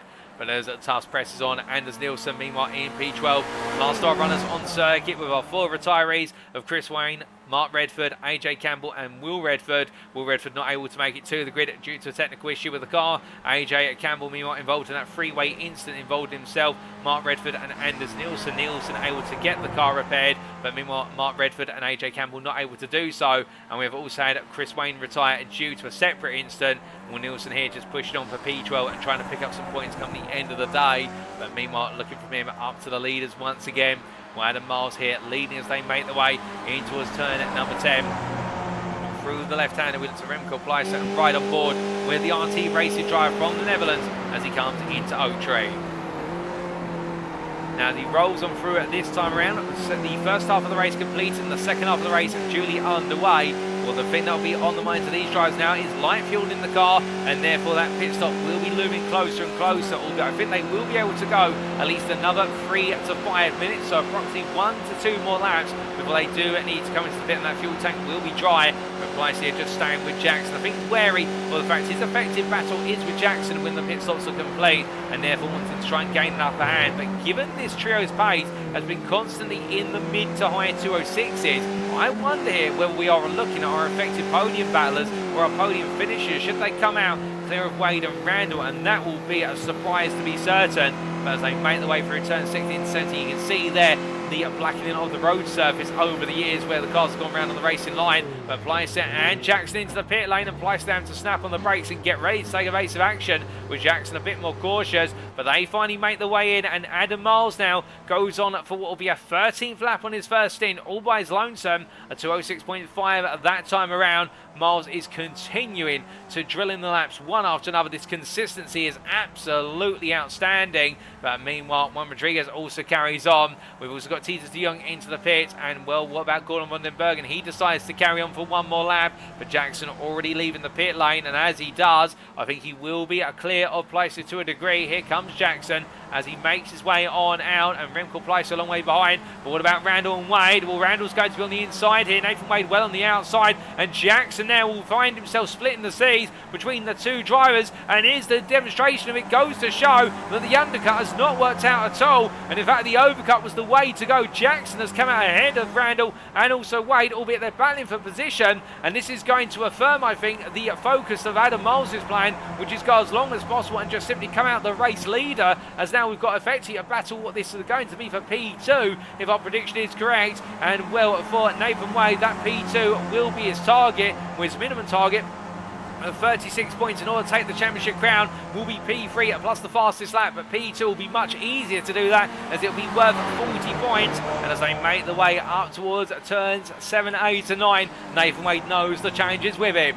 But as they charge their way on through and up towards turn 7, 8 and 9, well, right now Miles making his way down towards turn number 14, and further behind Neil Gardner has come out just ahead of Remco Pleister when all is said and done. So Pleister gaining to a degree, albeit Ryan Jackson gaining a lot more by comparison, and Gardner now as he makes his way into Oak Tree Corner. I think feeling as though the battle is on for effective P6 once this race all settles down on the strategy, because we are waiting for Rodriguez and Van den Bergen alongside Miles, your top 3 on the standings on the left hand side of your screen, to all take their final pit stops today. But meanwhile, as we do look to the exchange of places here between Randall and Jackson, I think these guys will not fight one another too hard at the moment. Their focus will be on making sure they're able to come out ahead of the likes of Rodriguez and Van den Bergen and see how close out to Miles. But Randall off the road there as he comes down to 14, a grazed the tyre barrier, and Jackson just stops in time, and Jeff Randall with a very odd mistake there. I think just simply losing the run of the car into turn 14, and Jackson falling in behind, and that has released Nathan Wade. And Wade right now, in a surviving and avoiding that potential incident, is effective P2 and the pit stops are done. Gordon van der Bergen in the pit lane right now, Juan Rodriguez as well, so Wade will take P2 back. Meanwhile, Rodriguez leaving his pit box currently, makes his way out. Where will this put the Spaniard? Well, he's going to drop in just behind, but Rodriguez has gained some time on Randall, Jackson, Garner and Pleister with the incident that's just played out. But that is a surprise there, and it does mean now that for Nathan Wade, all he's got to do is finish the race in his current position. position. If Wade does this, he will be your champion if our maths is correct. We're not going to proudly state that until all the mathematics comes in, but I do believe Nathan Wade right now is on course to take the championship crown with only another 11 minutes left on the clock plus the final lap. Meanwhile, Adam Miles on course for another victory here based on the strategy he's trying to pull off, but if he takes the victory, it will not be enough, but we will have to see as time continues to play out. But as our drivers make their way on around the circuit and charge their way up towards turn at number 14, well, it's not long to go in the story, and well, Adam Miles right now doing everything in his power to try and make fate swing his way, but the more and more he does. Meanwhile, for Jeff Randall, with Daniel Tubbs having that instant earlier on in the pit lane, which saw him having an extended pit stop for Randall, he can just enjoy battling for the final spot on the podium, and for him, it's all about a bit of pride now, as he knows that P3 in the championship is certainly his, as they make their way through Oak Tree. Coming out to the right-hander and on to the back straight they go. Randall has the company of Jackson, Gardner and Placier, and will Remco Placier in particular the one to watch out for here, given the fact he'll have an itch to scratch and finish inside the top 5, and also potentially taking his first podium in a long time. But as they make their way up towards turn at number 14 into the pit lane, as I look at my quantity brief window, is Adam Miles. And we can see there what is Jackson getting ahead of Randall as they make the way into 15. But through the drop they go. It's a change of one position at the front. But meanwhile, looking from them to Adam Miles, as he leaves his pit box here, he just tootles down the pit lane. Indeed, it's going to be a gentle cruise here for the privateer. And to put it in perspective, here goes Adam Miles. He brings himself up to speed. And there is Nathan Wade. And that is an incredible overcut, or just going long as we used to refer to it, by Adam Miles. He has come out in front by what will be a grand total of 4.5 seconds as they clear turn number 1 at Horseshoe Hairpin, and Adam Miles has perfected the strategy, and now he needs the racing gods to be on his side. But meanwhile, Jeff Randall in P3, the gun-skipping racing driver here, still with a pack of wolves behind him, a bit of a ferocious appetite himself for the podium, but Jackson, Gardner and Placer all eager to try and look for moves as they make their way in towards turn number 4. But as the drivers are charged away on around, still plenty of time to go in this race. Another 9 minutes on the clock, and it does mean anything can happen before this is all said and done. As they make their way in towards what will be turns at 7 and 8 and 9 very shortly. We can confirm it doing the mathematics. If things now finish as they currently stand, Nathan Wade will have got enough points to secure the championship under his own wind, and it will not be whether Miles has got enough points to snatch it away from him. He will have achieved what will be the 76 points he so desperately needs in order to take the crown. But as our drivers make their way on around here into Oak Tree once again, we focus on the battle for P3. That's certainly building up to a crescendo, and as they make their way through turn number 12 once more, Jeff Randall there absolutely nailing the apex to the best as possible, but a moment ago he did not nail the apex as best as he possibly could, and that's through turn 14, and this is exactly what happened. So riding on board with Jeff Randall, he made his way into the corner. In fact, a bit of contact there by the sounds of things. Now, was that contact from the car of Jackson behind? Because we could see the car jolted as he made his way in.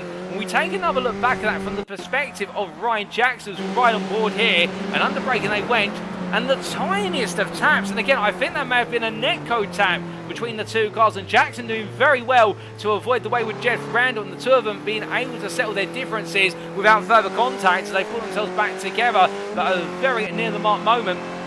And as we return to the picture, looking back from Randall's car still, where's the gun-skipping racing driver trying to fend off the Shell V-Power privateer of Jackson, but Jackson looking around the outside here as they head in towards turn at number 1. It's going to be side-by-side under braking. In fact, it's going to be 3 wide almost there as Neil Gardner takes a look up the inside, but Randall covers him off and says, no, 2 wides are plenty, thank you. And meanwhile, Remco Placer trying to get involved around the outside of Gardner, but here Jackson's going to try and go all the way around outside to inside into 2 and 3. But will he be able to do it? It looks as though he is falling behind slightly, but as they come through the kick of 2, camera angles can be deceiving, and Ryan Jackson does get the move up, set up nicely into NASCAR corner and gets the move done. And now will Neil Gardner try and put the pressure on what is there Randall? He does try to, but he can't find a way in. And as they come out of turn number 5 and on towards 6 and 6A, well, Neil Gardner having to wait in P5 for another lap of the day as they power the way up towards turn 7, 8 and 9. But definitely right now, the appetite between these drivers to battle for that final podium position continues to grow here, and well, can Gardner or Pleister find a way to get involved, or will their battle be more oriented towards the P5 position? As we see behind Juan Rodriguez, and Rodriguez, to put it in perspective, now only 3.5 seconds away. He has been closing very gradually over the last couple of laps, and as he makes his way out to turn number 10, that gap coming down at this rate, he'll need the guys in front to battle quite hard if he wants to be involved in this fight at the very end. But I can imagine on the final lap, the gloves will come off and that gap is going to come crashing down as Jackson does everything he can to frustrate Randall, Gardner and Pleister. As they power their way up towards turn number 14, Randall looking to the inside, Jackson not really responding this time, just simply letting the move come and go. Meanwhile, Gardner looks for it and Pleister says, can I go too? But in the end, gets blocked off there quite prematurely by was Gardner as they make their way into the break, so Jackson will lose 2 places there for the price of 1 straight. Meanwhile, it's going to be Gardner on the inside of Randall as they make their way through 15. Into 16 they go, and Neil Gardner, a very solid move there from the number 74 driver, and as he rolls his way through turn number 17, now he's going to be vulnerable to the fact that he will be the lead car on the run down the start for this straight. But meanwhile, looking at the rearmost car in this battle, Remco Pleister making his way in the tow here. And well, can he find a way to get involved from this far back? Well, Gardner's going to defend as he grafts his way through the kick on the start finish. And as they make their way 3 wide into turn number 1, it's Gardner on the right, Randall in the middle, and Jackson on the outside. Pleister watching from the popcorn seat view. Jackson going a bit deep there, loses the speed. Pleister trying to cut back on the inside here versus Jackson. Meanwhile, Gardner and Randall side by side, with Randall trying to do exactly what Jackson did to him only a minute ago. And as they come into that scar bend, Randall will pull it off successfully. Jackson trying to also follow through. Gardner goes a bit deep, almost kicking up the gravel. And as they head in towards turn number 4, side by side between Jackson and Gardner, you can see they're bouncing off the curves. Rodriguez now is almost 2 seconds away from this battle. They are costing each other a huge amount of time. And in fact, there were Gardner and Jackson battle between turns 4 and 5. It has caused Randall, I should say, to gain 8 tenths per second, and Juan Rodriguez is now only 1.8 seconds away and closing. He's got a slight distance total, albeit it won't be enough to offset the multitude of slipstreams that we'll see Pleister get here, but it does mean that Rodriguez now is only one more couple of corner battles away from being in this pack in the battle for P4 or P3, depending on whether Randall can break away.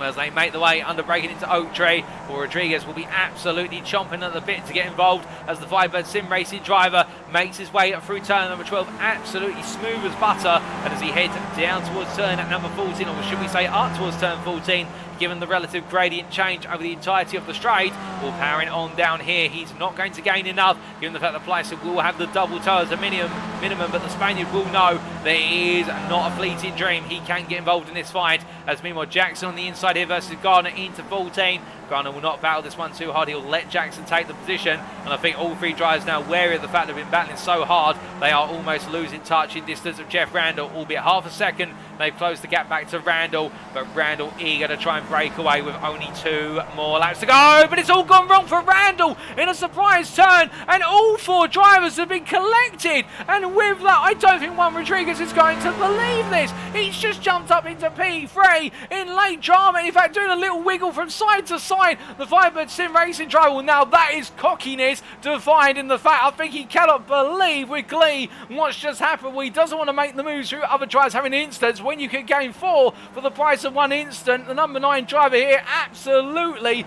bewitched, and as he makes his way through Horseshoe Hairpin, he's going to be a surprise podium finisher at this rate. Albeit I better not say that through commentators' curves, because I think the commentators' curves may have just hit Jeff Randall at the utmost right at the end of the season. But in terms of how that instant happened, we take a look back, and here it is.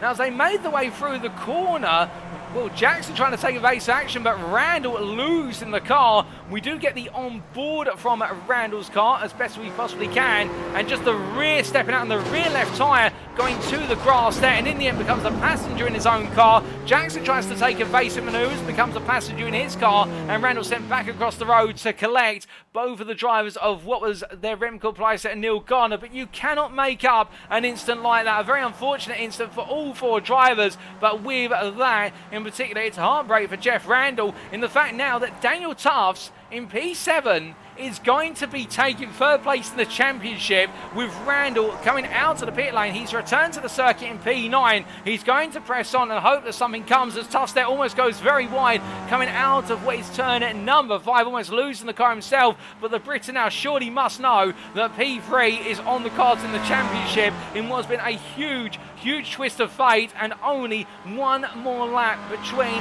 them and the checkered flag of the season. But as we do look from Daniel Tuss to race leader Adam Miles, the priority is still leading by a gap that's growing to 7 seconds over Nathan Wade. And right now, Miles, if he takes the win, it will not be enough. The thing for Miles is he can only take what he's given, and that is to take the victory after what has been an absolutely superb run and strategy. But as he makes his way up towards turn at number 1, one more lap left. Meanwhile, further behind, there is Nathan Wade, separated between the two by Anders Nielsen, who's a lap down in P10. But Wade knows all he's got to do is bring home P2, and he will be champion here today at Virginia International Raceway. Then it'll be Juan Rodriguez at P3 at the moment, and on course to pick up a podium. And well, he's been a very long time since we've seen the Spaniard on the podium. You'd have to go all the way back to the first couple of rounds of the season for a podium for Rodriguez, and I don't think you can quite believe it right now, as Remco Place is in the pit lane, and Daniel Tuss, I think, will be gaining at this rate. What will be P6 will be Place, in fact, taking a faster pace. That's not going to be the case. Place are able to get the car around after the damage picked up, but as Rodriguez makes his way on through there, no real battles on circuit now. It's all about surviving to the end of the race, and as the clock strikes 40 minutes in 15 seconds time, I think a lot of our drivers now will just feel it's all about keeping it calm and carrying on. But Titus de Jong in P4, the RT Racing driver ahead of Gordon van den Bergen, who is closing him down, albeit he's not got enough time. He closed him down by 1.5 seconds on the previous lap, but he needs at least another 2 laps to get within striking distance. The gap currently 2.7 seconds. It's not going to be enough for the second racing driver as he makes his way up towards 7, 8 and 9.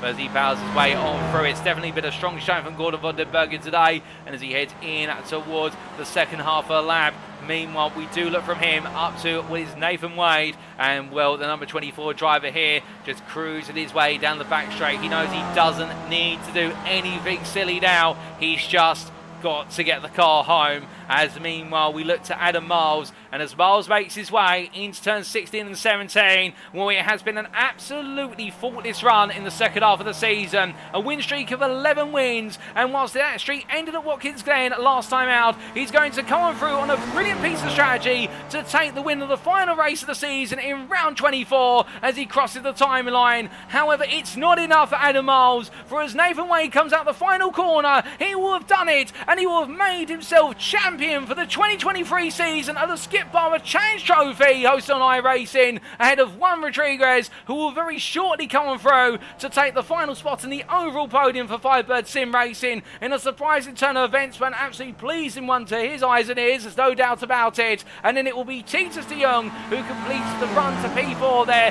for RT Racing as he comes on through and to the timeline, and the Dutchman here absolutely ecstatic with the performance today. The same for Gordon van den Bergen, who was closing up but not enough and takes P5 for Sickhead Racing, but the German driver will be pleased with that. And then we have a 19-second gap to P6 finisher Remco Placer for RT Racing, who comes across the line there in the 117 machine, and the Dutchman right now doing everything right as he comes to the timing line. Couldn't quite make it a double top 5 for the RT Racing outfit, but still P6 will be good enough. And it'll be Daniel Tuss who comes on through to take third place in the championship, the Britain, in the surprise turn of events when it all seems to be going the wrong way. He's found a way to come back versus Jeff Randall. Then Klaus Biedermann will come home P8 there in one of his best performances of the season, and definitely feeling feisty today, particularly in the 20-minute sprint in the previous race. But he comes through at P8 there in the number 48 car. And then our last finisher on the lead lap will be Jeff Randall, P9 for Gone Skipping Racing. And that unfortunate turn of events was looking to be a certain podium and a third place in the championship,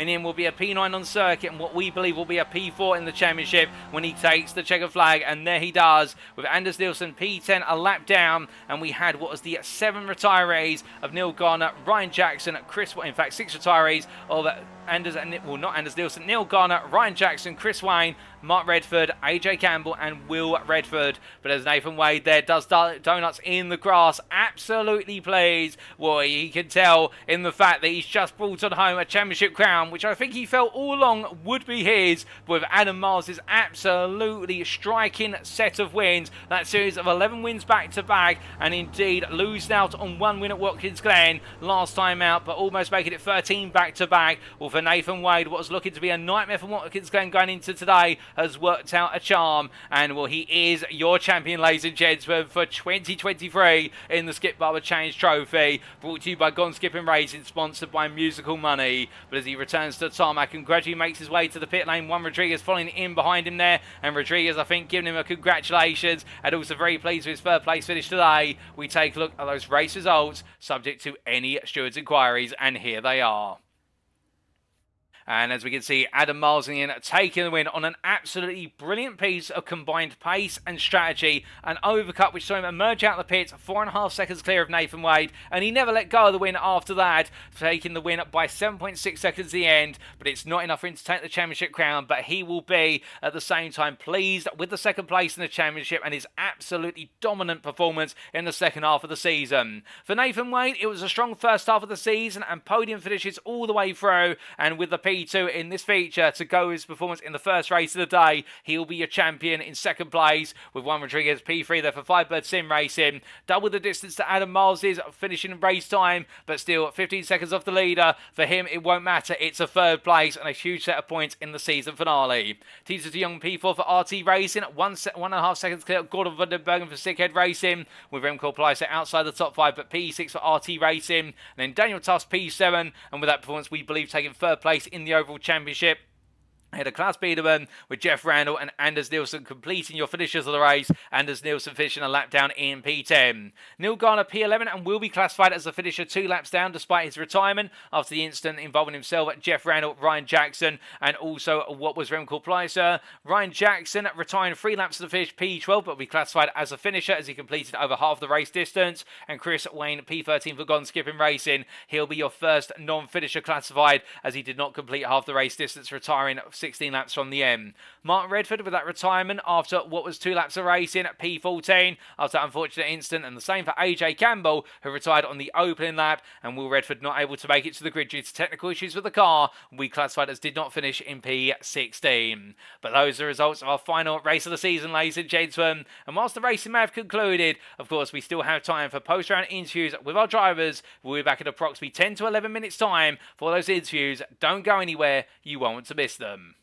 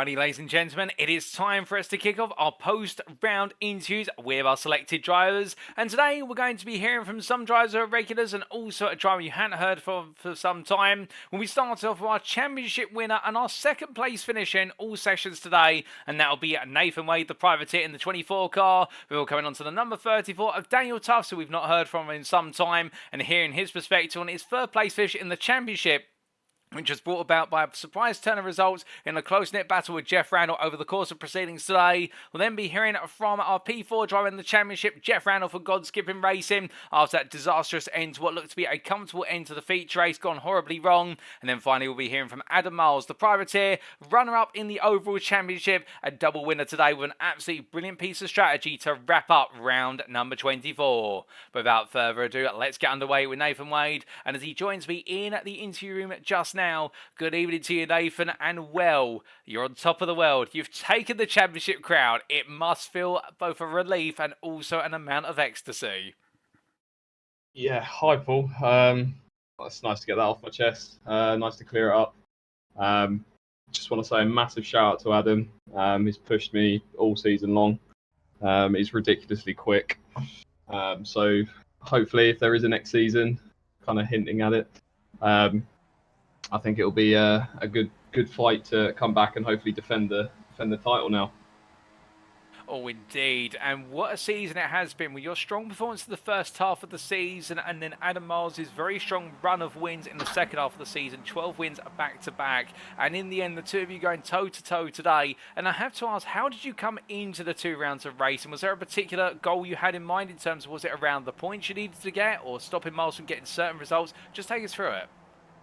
Mainly just stay clean, to be fair. I have never driven this track before until yesterday, so I was kind of making sure that I kind of knew the track, could get onto a good kind of pace. I knew I was never going to be as quick as Adam, like on a single lap pace, but just as long as I can stay in his draft or with a pack, because it's a very drafty circuit, this one. But still surprisingly technical, so had to do a bit of practicing yesterday to get that sorted. And then yeah, just plan of action was kind of just make sure I get the front pack, stay there, and just be ready to avoid any collision possible. I played it very set, especially in the first race. There were moves that any other day I'd try and make, but I was very, very cautious a lot of the time. But yeah, we got it done in the end, so all good. Well, that does make sense. It's a very smart approach to the going racing today. And, well, we talked about you in previous rounds much earlier in the season being Mr. Second Place, given the fact you've had a tendency to finish second. And today it's second in every session, starting with qualifying, which saw you just miss out on pole versus Will Redford. But I think you might have been quite happy with the lap you were able to put together. Yeah, I was pretty stressed in quali, actually, because none of us wanted to lead. That kind of went out the window. We were all trying to get a good lap in. And then I didn't get a lap in till that final lap. And I got quite lucky on the penultimate corner. Because there was a little instant, I can't remember who it was, but it was a little instant. I think they hit Adam, actually. And obviously I had to completely come off, brake as well, but I just threaded the needle between the two cars. And then got a little toe to the line, but I think without that incident, I would have potentially been on pole, but we'll never know. But either way, I'll take the P2 because I think I was probably going to be 9th or 10th had I not pulled that last lap out of the bag. Oh dear, it was a bit of a shocking end to qualifying, but you managed to surprise us all and indeed making sure to avoid that instant and come out with that second place of the grid. And then heading into the first race of the day, you talked a little bit earlier about the fact about playing it safe and not going for the moves you perhaps normally would. But the sprint race looked to be very focused around a top 7 pack, and constantly yourself and Adam vying for that second to third place spot. I think both of you had your sights on getting the jump on the final lap. Yeah, definitely. I just wanted to make sure that it's in a draft track like this, you just want to make sure that you can stay in that top 3. If you end up going backwards, whether you try and make an extra move on someone in a tight corner, you can drop back to like 5th, 6th, 7th. Once you get back there, it is so difficult to then try and progress back up. So I was more, although I probably looked like I was being aggressive and attacking, I was mainly playing defensive for the cars behind, just to make sure that I stayed in that kind of top three. Well, the best defence is the good offence, they say, and in the end, you made it work your way to a P2 finish, albeit Miles taking the win at the end of the first race of the day. And did you at that point sort of think, okay, now I need to do the certain particular results in the second race in order to have the championship, or is it just see how the dice falls in the second race? Nah, well, I wasn't really thinking about it. I just wanted to. I've got, I don't know how many podiums I've had this season. I was just like, look, it's another race. I can just go for a top three. And I think that will secure it anyway. So just had to make sure I played it safe as always. It was a little bit annoying in that first race when I come to the end. I got a really poor exit out of the last corner. I had to completely come off. So I think I probably would have been able to keep the win had I not made that mistake. But it was better than going off and coming, I don't know, 10th or something. And yeah, race 2, again, I did spend probably the first 5 laps. Same with Adam as well. We were just kind of both fuel saving, sitting kind of 5th and 6th. I didn't really want to push too hard, but it did feel I was going quite slow. I could definitely have gone a lot quicker if I'd have just gone out and floored it, but I wanted to stay safe. Stay out of the trouble if there was any, save fuel, and then I was always aimed or going in for the pit stop around the 25-minute mark. Well, and it was interesting in the second race as well in terms of strategy, because we did see Adam Miles go the longest of everybody, whereas yourself coming in a little bit earlier compared to most. Was there any influence with regards to the fact that we did see you coming with a pack of a couple other cars, Jeff Randall being the main one, and the two of you working together in the latter half of the race, but not seemingly able to cut into the advantage that Miles was creating for himself? No, I was a lot of the time when we were in that little 2-pack that we had, we were struggling to be fair. Both of us kept making silly little mistakes when each of us was in front, and we just kept losing the time to Adam, and he was just driving a flawless race, to be fair to him. There was a little incident going into the pit stop, so I do want to apologise to Daniel about that. I wasn't expecting him to slow up as early as he did, and that kind of took me off guard, which is why there was a little bump in the pit. But yeah, other than that, it was a good little pack with Jeff. And then came out, I think, I can't remember who it was, but someone then pitted who was staying with Adam. They came out with us, and then yeah, there was a little incident again. I can't really remember it, to be fair. I was just focused on driving and staying in front. So yeah, we got there in the end, so it's all good. Did have to do a bit of fuel saving though, because I did kind of under fuel, but in the end I over saved, so better safe than sorry. But yeah, Adam's very quick here, so yeah, hats off to him. Indeed, like you say, better safe than sorry, and making sure you've got enough fuel to get to the end unscathed with regards to that key fuel capacity. And then coming out of the final corner after 40 minutes as expired, checker flag waving towards you, second place of the cars, and with it championship crown in your hand. I have to ask, what was going through your head as you crossed the finish line? Relief, to be honest. I was ever since Adam got that big set of wins going. I thought it was going to come down kind of last couple of rounds, and especially after last week, where I had a bit of a stinky set of results. I thought this week was going to be quite a tricky one, especially with it being quite a drafty track as well. Whereas last week I didn't play it safe, whereas this week I did. So I think that was the difference. When it played out to your advantage in the end and securing the championship by what was a margin, if I'm not mistaken, of 13 points, and that's more than enough in order to take the crown. And well, now champion for this season. What lies next for yourself? Of course, you've got to defend your title in the next season, but is there anything else on the cards? No, I'm not sure yet. Very spontaneous person, so if something pops up, I'll head into that. But yeah, I'm definitely coming back for next season, ready to defend the title. Looking forward to it, 100%. Oh, that's absolutely brilliant to hear, and I'm loving the enthusiasm already for next season, and more on that at the end of today's broadcast, ladies and gentlemen. But just before we do let you go, Nathan, is there anybody else you'd like to give a special mention or a thank you to live on the broadcast this evening? I'll start with Jeff and everyone else that works on the league. Appreciate all the work you've done this season. It's been a great turnout, great fun. Really enjoyed it. So thank you for that. Again, thank you to you, Paul, for putting on a great broadcast. I don't know how you do it on your own. I definitely would struggle to breathe after 2 minutes of speaking some of these races. So hats off to you for that. Definitely everyone that I've raced this season as well. There hasn't really been any incidents that I've had with people, apart from I think maybe last week, which was my fault. So it's been really good, clean racing. So shout out to everyone for that. And then obviously Adam for making it a tough championship. It's been really good fun. Got the utmost respect for him, and looking forward to racing him again next season. Well, Nathan, I must say thank you to you once again for joining me in the interview room this evening and being around for most of the interview windows this season. But once again, allow me to say congratulations on becoming our overall champion for the 2023 Skip Barber Challenge Trophy, sponsored by Musical Money. Congratulations on your achievement, and thank you for being in the interview room. Go enjoy your rest. You've earned it. Cheers, Paul. Have a great evening. So hearing there from Nathan Wade, absolutely pleased with his accomplishments today. And, well, you can imagine right now the relief, and I don't think it's quite settling in at the moment, what he's been able to achieve here at Virginia International Raceway.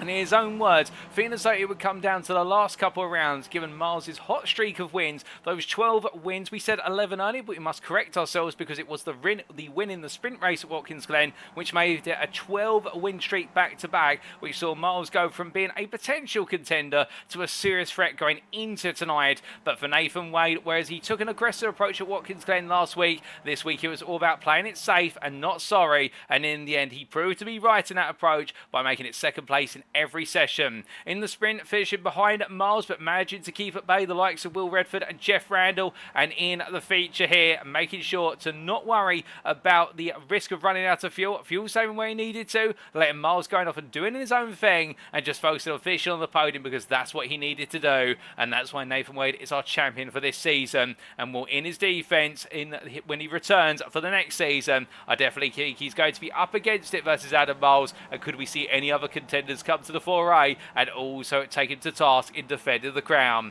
Well, time will tell. But as we come to our next interview of today, we make our way from Nathan Wade to Daniel Tufts, the privateer, who gets ready to join me in the interview room. And as we get ready to hear from the third place finisher in the championship, we'll get to hear his perspective on what has been a season-long back and forth for that third place. And the first time he moved into third was come the end of the Watkins Glen rounds. But now as he gets ready to join me, he's been able to accomplish what he is so long sought after. And as he joins me in the interview room, we do say hello to Daniel Tufts. And Daniel, firstly, allow me to extend a massive congratulations to you for finishing third place in the overall championship after 24 rounds of racing. And I do believe as of this round, it's the first time you've moved into third place in your battle versus Jeff Randall. So you've come a long way, but you've finally done it. How do you feel? Pretty good. I didn't expect to be in third. I wasn't really checking the championship standings until I got told this morning, oh, you're in third, you should you should check. And I was like, so yeah, I'm pretty happy with where I've come. Well, that's absolutely brilliant to hear. And well, you've been one of those drivers all season who, wherever you've qualified, we've always had this rule whereby we can't take it for granted you're not going to be battling inside the top five. You have this way of just cutting through the field in the race conditions. And I have to ask you, is it something about the race compared to qualifying? Because sometimes you've been up there inside the top five and qualified. Other times you've been down towards the bottom end of the top 10, even outside the top 10. But you always come through in the races. Yeah, I've really bad at practicing recently. I've just not had the time to do like a session before the league sessions come up. So I've just been practicing in the sessions every time, and I've just not got a good qualifying pace. It's something I need to work on. But in the racing, I generally can focus on the cars ahead or just place my car pretty well. It's just what have been one of my strengths in my iRacing career. Well, indeed, and those strengths are shining through going into tonight at VIR. And I have to ask, with the fact you knew you were batting for third versus Jeff Randall, did that change the way you approached tonight, or was it just another day of racing? I was more acutely aware where he was this time around, so I was trying to be a bit more aggressive with him, but not too aggressive. I knew that I had a few drop rounds which would have, from the beginning of the season, which I could have used to not need to beat him outright this race, but needed to keep near him at least. So with the incident in the pit lane on the feature, I was a little bit worried when that happened. Oh, indeed. Well, we'll come to the feature very shortly, but after a P7 in qualifying, which saw you line up on the grid close to a good number of your rivals, it looked as though that P7 was a good starting position going into the sprint race. Yeah, the qualifying was interesting because I had a good lap going on that last flying lap until the incident on the last corner. It just invalidated the whole thing. So I think I would have been like either P4, P3 with it, but it just didn't come together. But in the race, I knew this track is really drafty, and I'm reasonably good on the first half at least. So I was able to keep. I knew I'd be able to keep it. And in the first race, battling hard and finishing P5 in the end, we saw multiple moments where it was back and forth between yourself and the likes of Jeff Randall and also Will Redford, Adam Miles, to name a couple. But it seems as though you were always orientating yourself to being around 4th to 5th place in that group. Were you trying to make a pounce for, say, the podium at the end, or was it just where you felt you fitted into the group? To be honest, it was just hard to overtake. I didn't want to force a free ride into the heavy braking zones because it would just cause an incident. So I was hoping just to pick off one at a time, but the draft is so strong, anyone can just like leapfrog. So I just knew that I just needed to beat Jeff. I was not really fighting against Adam or Nathan today. Well, indeed, and after that race with Jeff finishing slightly ahead of yourself, the pressure was on, and going into the feature race, that pressure was expedited very quickly with an incident in the pit lane. Yeah, so my plan was always I needed a draft partner because I didn't have the lone lap pace around this track to like just pit on my own and do a lap and then come back out on a fresh set, not a fresh set, on new fuel. But so I followed Jeff in, but I didn't expect Nathan to come in so fast behind me. It was weird. I braked slightly. I got down to the pit limit about 5 meters a bit too early, and it just caught Nathan out. He apologized in the interview waiting room, but it was really surprising. I didn't expect to get the penalty for it. It just put me 5k over on the line, and then it just went 40-second hold. Oh, goodness me, that was very unfortunate. We were wondering why you had the extended pit stop, but thank you for clarifying it. It was a stop and hold penalty from effectively speeding in the pit lane after being knocked forward to speed in the pit lane, but still, you carried on out on circuit, got the car repaired as well, and charging on in what was quite a lonely P10 position, and then suddenly, with 2 laps to go, you jump up to P7.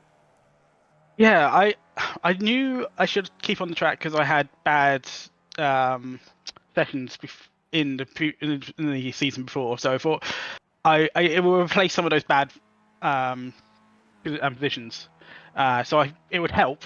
I didn't know if it would be enough. But yeah, the incident. I actually went on the radio and said, "You should have, Jeff. You should just need to be careful. You were ahead of me." And he was like, "I wasn't even trying." So I don't know what happened, but it was very fortunate for me. I think he would have easily took the third without that incident. Oh, indeed, but thankfully for yourself, it wasn't to be for Jeff, and crossing the line in P7, it was enough to take third place, and a campaign which would come to fruition. I have to ask, what was going through your mind as you crossed the line? I was just relieved I stayed on the track, because honestly, I felt after the 40 seconds, I was like almost tempted to quit. But I just kept going and just put in the laps, try to keep consistent, and just focused on. I was just kind of watching the leaders and seeing what they were doing. So it was just like spectating at that point. But yeah, I was relieved when I finished that line. I was like, oh yes, I've done it. Well, that's absolutely brilliant to hear. And there you go, ladies and gentlemen, an example why you should stay in the race all the way to the end, because you never know what can happen, particularly when a championship is on the line. But with yourself, Daniel, third place in the championship this season, and you really have been one of the stars for battling all season and finding some brilliant battling moments over every round. But now we have a bit of a break before another season comes about. More on that towards the end of today's show. What's the next plan for you? Can we see you coming back and trying to mount a campaign for the championship win? Oh, definitely. I'll definitely come back for the next season. It's been really fun. Some good racing throughout the whole field. Like, I've raced against most of the people on the grid from my bad qualifyings. So, yeah, I'll definitely come back, and maybe I'll do some practice and see if I can gain that extra half second I need to reach the top 2. Well, that's absolutely brilliant here, and I think right now you may have a couple of people trembling down in the paddock for the simple reason if that practice comes about, we don't know how powerful you could be on the grid. But just before we do let you go, is there anybody you'd like to give a thank you or a special mention to live on the broadcast this evening? Yeah, Jeff for organising this, and just everyone I've been racing against. It's been really fun and really clean throughout. We've had a few little misunderstandings every now and again, but everyone's been pretty good. And just, yeah, it's been really friendly and really fun. So yeah, hope to see everyone again and more coming for next season. Well, Daniel, it's been an absolute pleasure to have you in the interview room. Congratulations once again on your performances today and with those third place in the championship. And we'll enjoy that third place. You've earned it, and have a fantastic evening. Thanks, you too. And thanks for doing the broadcast. It's been really good. I've been watching them every time afterwards. It's been an absolute pleasure. So hearing there from Daniel Tufts, the privateer, who in the end bringing home third place in the championship by keeping his calm, carrying on, and when the odds have been against him, he hasn't given up. And indeed, saying there when he had the 40-second stop and hold penalty after what was that incident where he was knocked forward as a result of Nathan Wade tapping him on the rear coming into the pit lane. He was tempted to give up, but did he give up? No. He stayed in the car and made sure to finish the race, because you can never know what can happen. And well, that instant for Jeff Randall, with only 2 laps to go, Tufts went from Sonny being down at P10 all the way up to P7 and scoring enough points to take third place in the championship. An interesting that perspective then, not having enough time to necessarily put in the practice going into the race sessions, and that's why we've seen him gain a lot of pace from qualifying to the race, as he's got that practice together in qualifying and built up the pace. But with that battling hard and fast with everybody up and down the grid, in fact, like he says, I don't think there's a name on our championship attendees this season that he has not battled or come into close battling contact with, and that goes to show you the privateer are really a force to be reckoned with. And I'd say if he's able to put the practice together in the next season, I think he could be an outside contender for the championship. If it was to come down between Adam Miles, Nathan Wade and a couple of others, Tufts could really be one of those drivers who would push them the distance. I think many will be watching Tufts with high anticipation.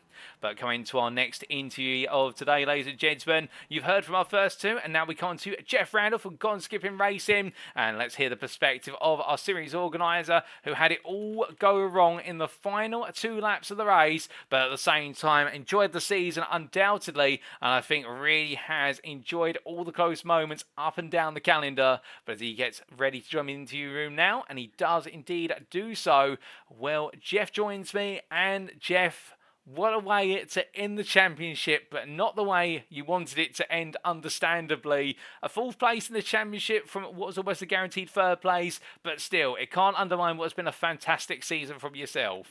Yeah, it's been a really good season. Everyone seems to have enjoyed it, and yeah, the season itself was a right result. But yeah, no doubt, I think I could have on my school report, should have done better. Oh dear, and well, when you have school reports like that, today was one of those pairs of rounds where it looked to be going quite well at first. 3rd place in qualifying and a very densely packed battle for P2 with Will Redford in a different department by comparison by half a second, but still you were nipping at the heels of Nathan Wade all the way through the qualifying session. Yeah, now, I mean, the qualifying session was a funny old thing, actually, because I came out side by side with Will. and I didn't want to make contact with him, and I put a couple of wheels over the white line, so instantly black flagged. So I had to go back to the pits, came out, pushed a little bit too hard, and crashed. Went back to the pits, came out, crashed again, and then came back out for the fourth time, and managed to get on the back of a group, which was quite fortunate. I don't know, there must have been an incident or something at the start of the back straight, because there were a whole group of cars that were going slow. So I thought, okay, well, I'll slow down and get involved with those. And they just towed me round to a third place. But it was the most bizarre, without a doubt, the most bizarre qualifying that I've done. Oh, most definitely. And a bizarre qualifying session. And we heard it from Nathan Wade earlier talking about the fact that nobody really wanted to give way or support one another with slipstream at qualifying this time around, whereas we've seen in previous rounds everybody working together. But you found a group and found a tow, and putting it P3 on the grid meant you started from the second row in our sprint racer today, and you really went for it at the start of the race, and come the early laps, we saw you leading. Yeah. I mean, it's nice to have a little trip at the front. You know it's not going to last because the slipstream's so strong around here. But there's only two real places to get an overtake done, and that's down the back straight and down into the hairpin at the start of turn one. But yeah, I think it was nip and tuck for a lot of people in the field there. And it was just a really entertaining race to be involved in. Will put a whole new aspect on it, and he's a tough competitor. He doesn't give you, well, he gives you room, but he doesn't make it easy for you. Oh, most definitely not. And we did see some very close battles between you, including Will throughout. But as the race went on, it did seem as though it was becoming more and more about Adam Miles, Nathan Wade and Will Redford battling for the win, and then yourself and Daniel Tufts battling for P4, and of course third place in the championship on the line going into tonight. With that split in the field, was your focus more on Daniel Tufts, or was it just come whoever it may be battling your way? Yeah, I was conscious of where Daniel was throughout the whole of race 1 and 2, and he kind of just got on my tail and stayed with me. I think he knew that all he had to do was stay one place behind, and he would have had it wrapped up. So, he played the perfect role in the sprint race for sure. Just staying on the back, and I think if there had been any incidents, he would have nipped in. But fortunately, no incidents in race 1, and it was a good clean finish and really close as well. I believe Adam was probably the closest finish in the whole competition with Nathan. Oh, most definitely. A very close finish there. And then going on to the feature race of today, top 10 inverted grid, and you found yourself starting P7 on the grid. And what it seemed to be a couple of rather disturbed opening laps, but you found yourself running up the field very quickly. Yeah, there was a fairly big incident turn 1, and that got me essentially into second place, because I saw that Klaus had a jump start, which was really unfortunate for Klaus. But so after lap 1, going down into the hairpin, I think I took the lead, if I remember rightly, on lap 2 as Klaus dived into the pits.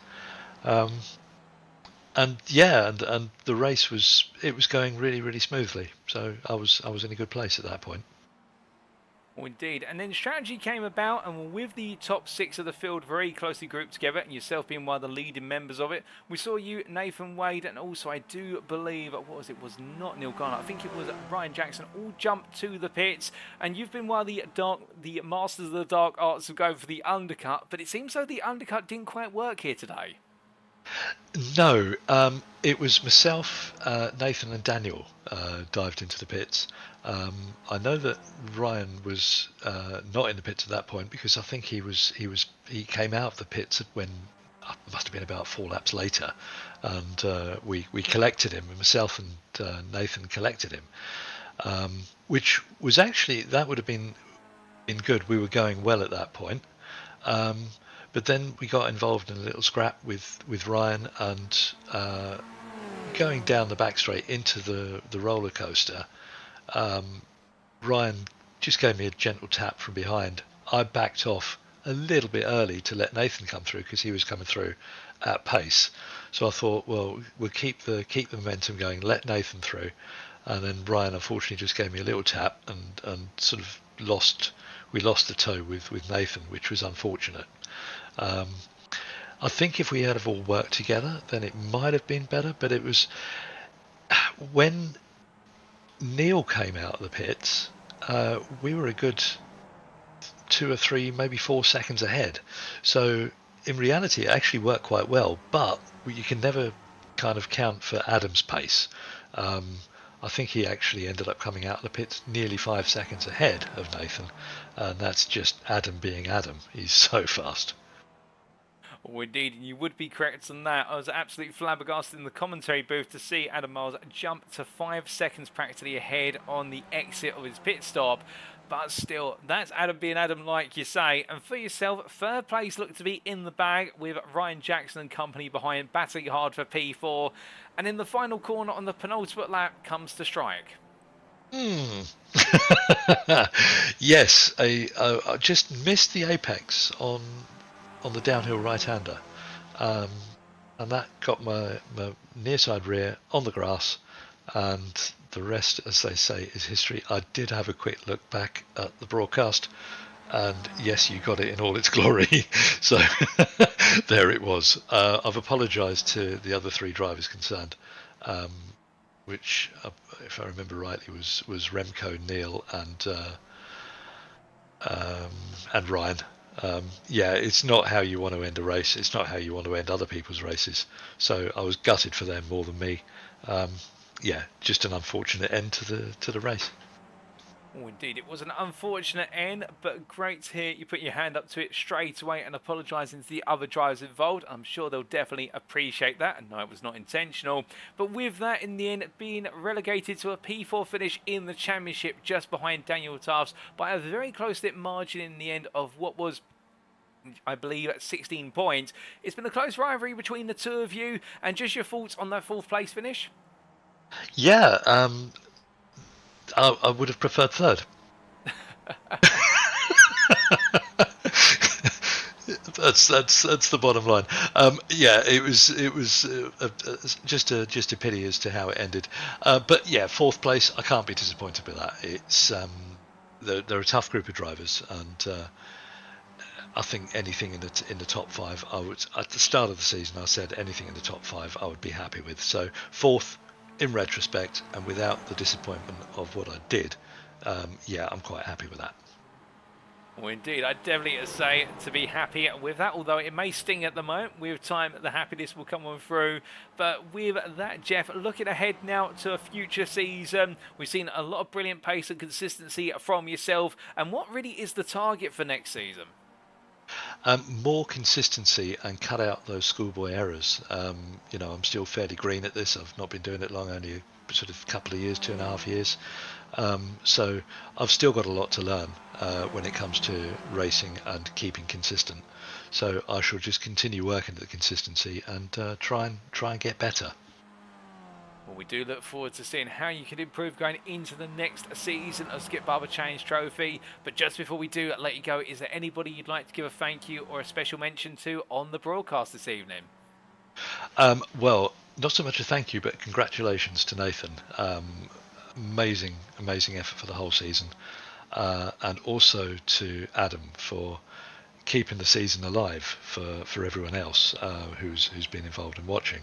To take it down to the final round with essentially missing a round is some impressive effort. So congratulations to both those two, and also to Daniel for his 3rd place. Thank you to all the drivers for showing up and for racing their hearts out and basically giving it their best. It's been thoroughly entertaining, thoroughly fun. And of course, thank you to you, Paul, for doing the broadcast and all the work you do behind the scenes. That's massively appreciated. It's been an absolute pleasure, Jeff, and I must say thank you to you for running an absolutely superb season of racing. I think everybody tuning in right now would agree that it could not have been a better season in the Skip Barber Formula Change Track. Well, sorry, the Skip Barber Formulas or the Skippies. And indeed, you definitely have gone a long way in terms of making sure we're keeping the Skippy alive on iRacing in a season that has gone the full distance, like you say. And every race, every round, there's not been a moment where it's been predictable. It has been fully unpredictable, and we've loved it so. But with that, congratulations on your performances this season, and we definitely look forward to seeing you out of the tarmac in the next season. And congratulations on how it all went today. Even if it wasn't the perfect end to the season, still a P4 in the championship, nothing to be laughed at. Thank you very much indeed, Paul. All the best. Cheers now. Bye-bye. So hearing there from Jeff Randall from Gone Skipping Racing, P4 in the championship, and well, something to be happy about as time goes on, albeit perhaps not too happy about the performance to end the season today, for the simple reason that third place was on the cards for it to all go wrong on the penultimate lap. But we have to put it in the perspective of the fact that all the way through the season, Jeff has constantly been pushing hard for that third place and really the right to be considered best of the rest outside of the top two of Adam Miles and Nathan Wade. But in the end, it was a small mistake, which evolved into a massive one in the feature race, which cost him dear. But still going into tonight and all the way through to tonight, he's had race-leading pace at points, and it goes to show how the Gone Skipping Racing driver has really played a major part this season. And that's even before we come on to the fact that he has been one of the major brains and organisers behind the operation. And indeed, once again, a huge, huge thank you to the number 107 driver of Jeff Randall for the fact that he's been able to run this season from start to finish, bring it all together and make sure things have proceeded absolutely swimmingly, it must be said, and our gratitude could not be greater. But as we come to our final interview of the season, it is none other than Adam Miles, and we'll very shortly hear the perspective from the driver who has run this season all the way to its very end, but in the end only could manage P2. And I say only as if it wasn't enough, but when the championship battle was on the line with what was 12 wins in a row, where it was very close between himself and Nathan Wade, but Nathan Wade in the end just finding a way to stay one step ahead when it mattered most in the last two rounds. Well, let's hear from Adam Miles, and he gets ready to join me now, and we're just letting him know to join me. But as he does so, we'll hear his perspective on what has been a strong way to end the season, but not the perfect end to the season. And as he does, join me now. Good evening to you, Adam, and well, congratulations on what has been a dominant day, particularly in the feature race. But at the same time, slight commiserations to the fact it was the perfect performance, but it wasn't quite enough to take the championship crown. I have to ask, mixed feelings or pride shining high, given the fact that you seem to be the force at VIR tonight? Yeah, 95% happy. I knew it would be an uphill struggle from the race early in the season where I had to miss my third round. So I just told myself today I should just do all that I can. I can't worry about what Nathan's doing or other drivers. So I wanted to maximise every point. I wanted to try and get poles and fastest laps, and of course win both races and put some pressure on Nathan to do what he needs to do, which he did. So yeah, I'm happy, and yeah, I couldn't have done any more today, so I'm happy with that. Oh, indeed, and started off with qualifying in what seemed to be a very hard and focused qualifying session for everybody, and everyone exchanging at places at left, right and centre. It was almost as if everyone was racing out there rather than qualifying. We saw you take P6 in the end, not your strongest qualifying performance, but given the closeness of the field, I think a P6 that you could work with. Yeah, I mean, I'd like to back myself from anywhere on the grid, but it was a qualifying session where it was a little bit, I don't know, a bit weird, a bit nervy. I think I got an average lap early on cold tyres, and then I think Will started racing me into the one corner, so I backed off to take his slipstream, but he then crossed the finish line and backed out, so I wasn't going to be able to do a lap. And then right at the end of the session, finally, found a gap, found some slipstream, and I was half a second up on pole coming into the final corner, and I think there was some confusion, so we say, with Gordon. He thought there was time for another lap.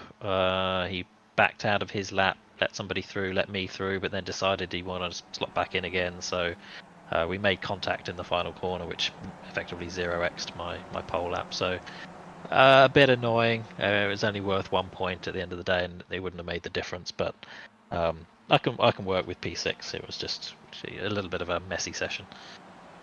Oh, indeed, but going from the mess of qualifying to what was a very clean and hard and fast battling race of round 23 in the sprint, we saw you very quickly leap into the lead of the race, or at least batting for the lead, but you had some very close competition in the form of Will Redford and Nathan Wade. Yeah, I think I was driving a little bit angry, to be honest, in the first couple of laps. I knew Will was quick. I didn't know really actually what his plan was. He's obviously turning up for his first race, and so I didn't know whether he was going to race as hard for the win or what he was going to do. So I thought there was an outside chance that he could run away at the front if he wanted to. And of course, in doing so, I wouldn't be able to get a win if that happened. So I was certainly set on getting to the front amongst sort of Nathan and Will within the first couple of laps, and yeah, by the end of lap 2 I found myself in the lead. A bit of a brave move, I think, at the end of lap, it would have been the end of lap 2. Went 3 wide with Nathan. I think I went from 4th to 1st on the straight. Got to the front, and it calmed down a little bit after that. I think we all knew none of us were going to drive away from the others. It was about just trying to be in the right place at the right time as the laps wound down. As time wore down in the race, like you say, waiting for really the last couple of laps, we saw you then position yourself well, and it was a drag race to the finish line at the end of the sprint, which saw you just pip Nathan Wade by a couple of hundredths. Yeah, I'd like to say I didn't really have a plan, but my plan was to work with wherever I ended up. I know Nathan's hasn't done a terrible amount of practice this week, so I sort of got a feel for mid-race whether I could lead out of the last corner and get across the finish line, or whether I could be second coming out of the last corner and draft him through to the finish. And I felt like I could perhaps do both. So when he came steaming down the straight and led into the final sequence of corners, I just had to keep one eye on Jeff. I think he was in P3, and I thought if I start going side by side with him, I won't be as close to Nathan as I need to be. So fortunately, had the right line, was very close to Nathan through the final corner, and I've done enough races this week to know that if you're 0.2 back through there, then you short of the driver in front of you weaving around like a maniac, you can draft past someone to the line.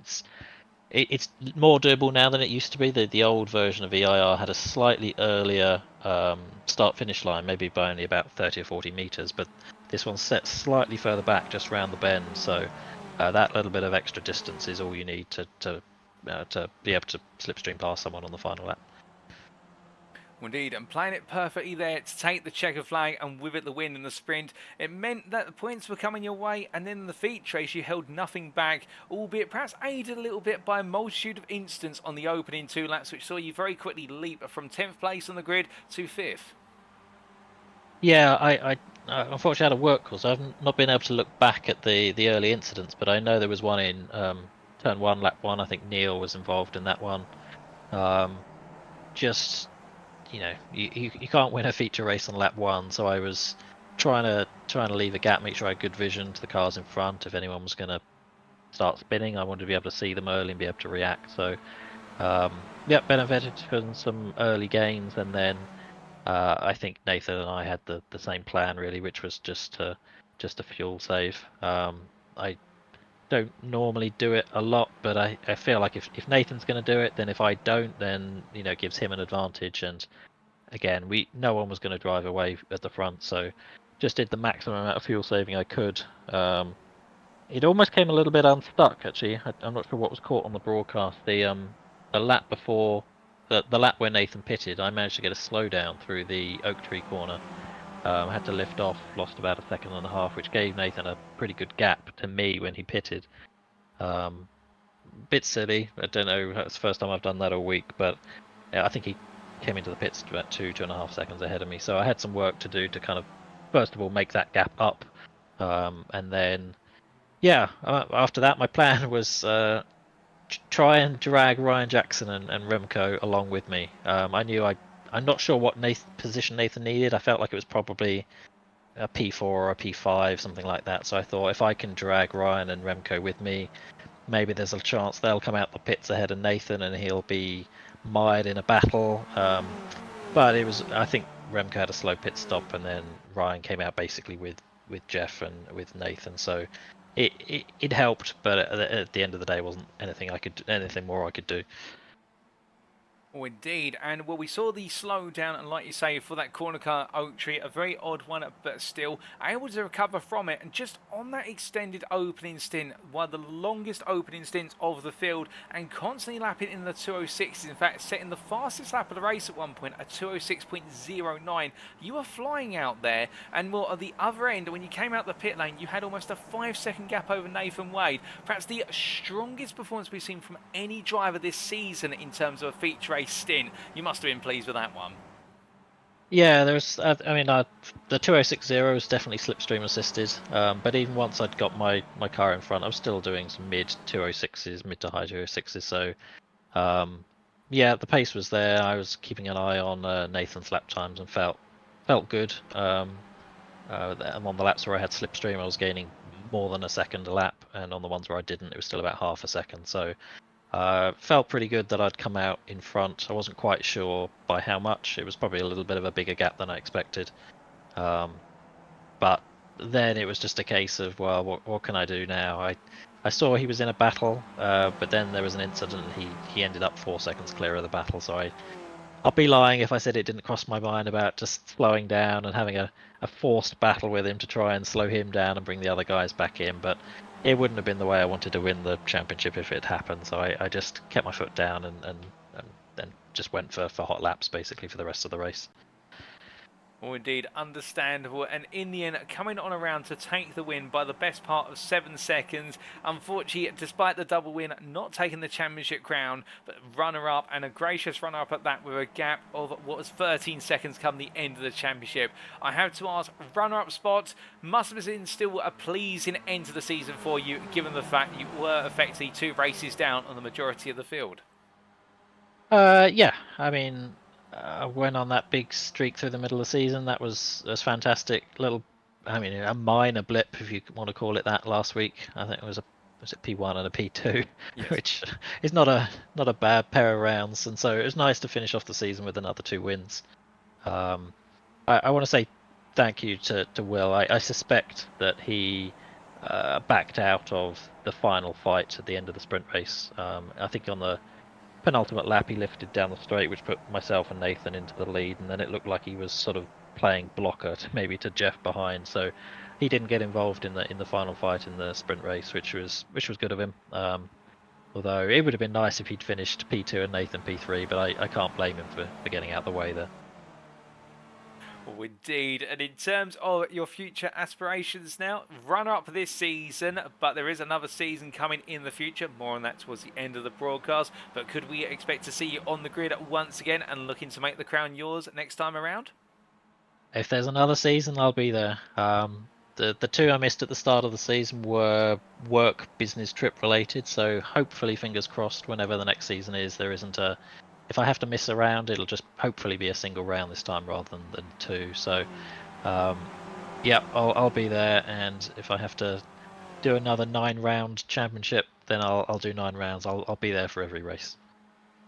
Oh, we absolutely love to hear that, and that's great. Well, indeed, I think many people down the paddock right now may be quaking a little bit. The fact we'll feel the full force of Adam Miles once again on circuit. But Adam, just before I do let you go, is there anybody you'd like to give a shout out or a thank you to live on the broadcast this evening? I think so. Number 1, it's got to be Jeff. Huge thanks to him rather for organising all this. It's been a while since there's been a sort of a really good league of Skippy racing. As the popularity of the car declines a little, it's great to have things like this. You don't need thousands of people doing official races if you've got a league running like this. So huge thanks to him. Huge thanks to you, of course, for the broadcasts. It's the best broadcast I think I've seen in a long time. So absolutely fantastic work. And to Nathan, obviously congratulations on his championship. He made the championship as fun as it was. Had he not been around, it wouldn't have been half as exciting in all the races that we had. So congratulations to him, and yeah, if he's there next season, then he's better watch out.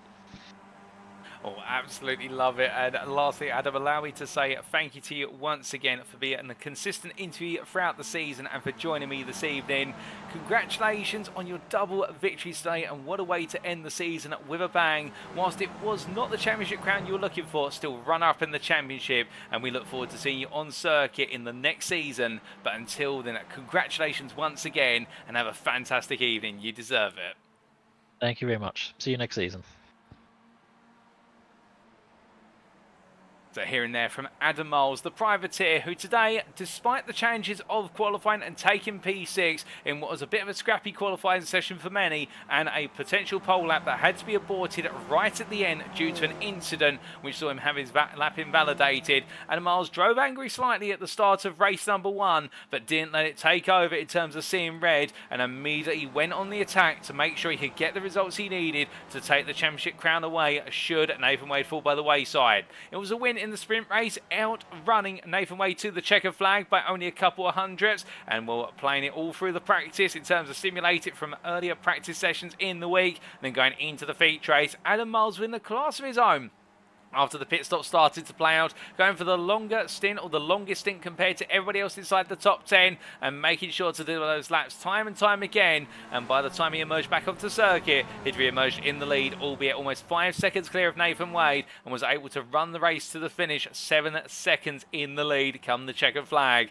He did think about potentially backing off, but decided he wanted to take the win, and we'll see where the dice would fall further behind. And it wasn't enough in the end with Nathan Wade doing enough with P2 in both races, but still it goes to show you how close it was, and for Adam Miles, a gracious runner-up in the championship, and I can imagine already it started to turn its attentions towards next season and his potential opportunity to become champion and take down defending champion Nathan Wade. But like he said, if it weren't for the two of them battling on circuit, we would not have had perhaps the closest championship campaign we've seen between two drivers thus far this year, or at least for myself and a number of broadcasts I've covered over the course of 2023, and the pair have made it absolutely brilliant from start to finish, and congratulations to them both, particularly Adam Miles once again.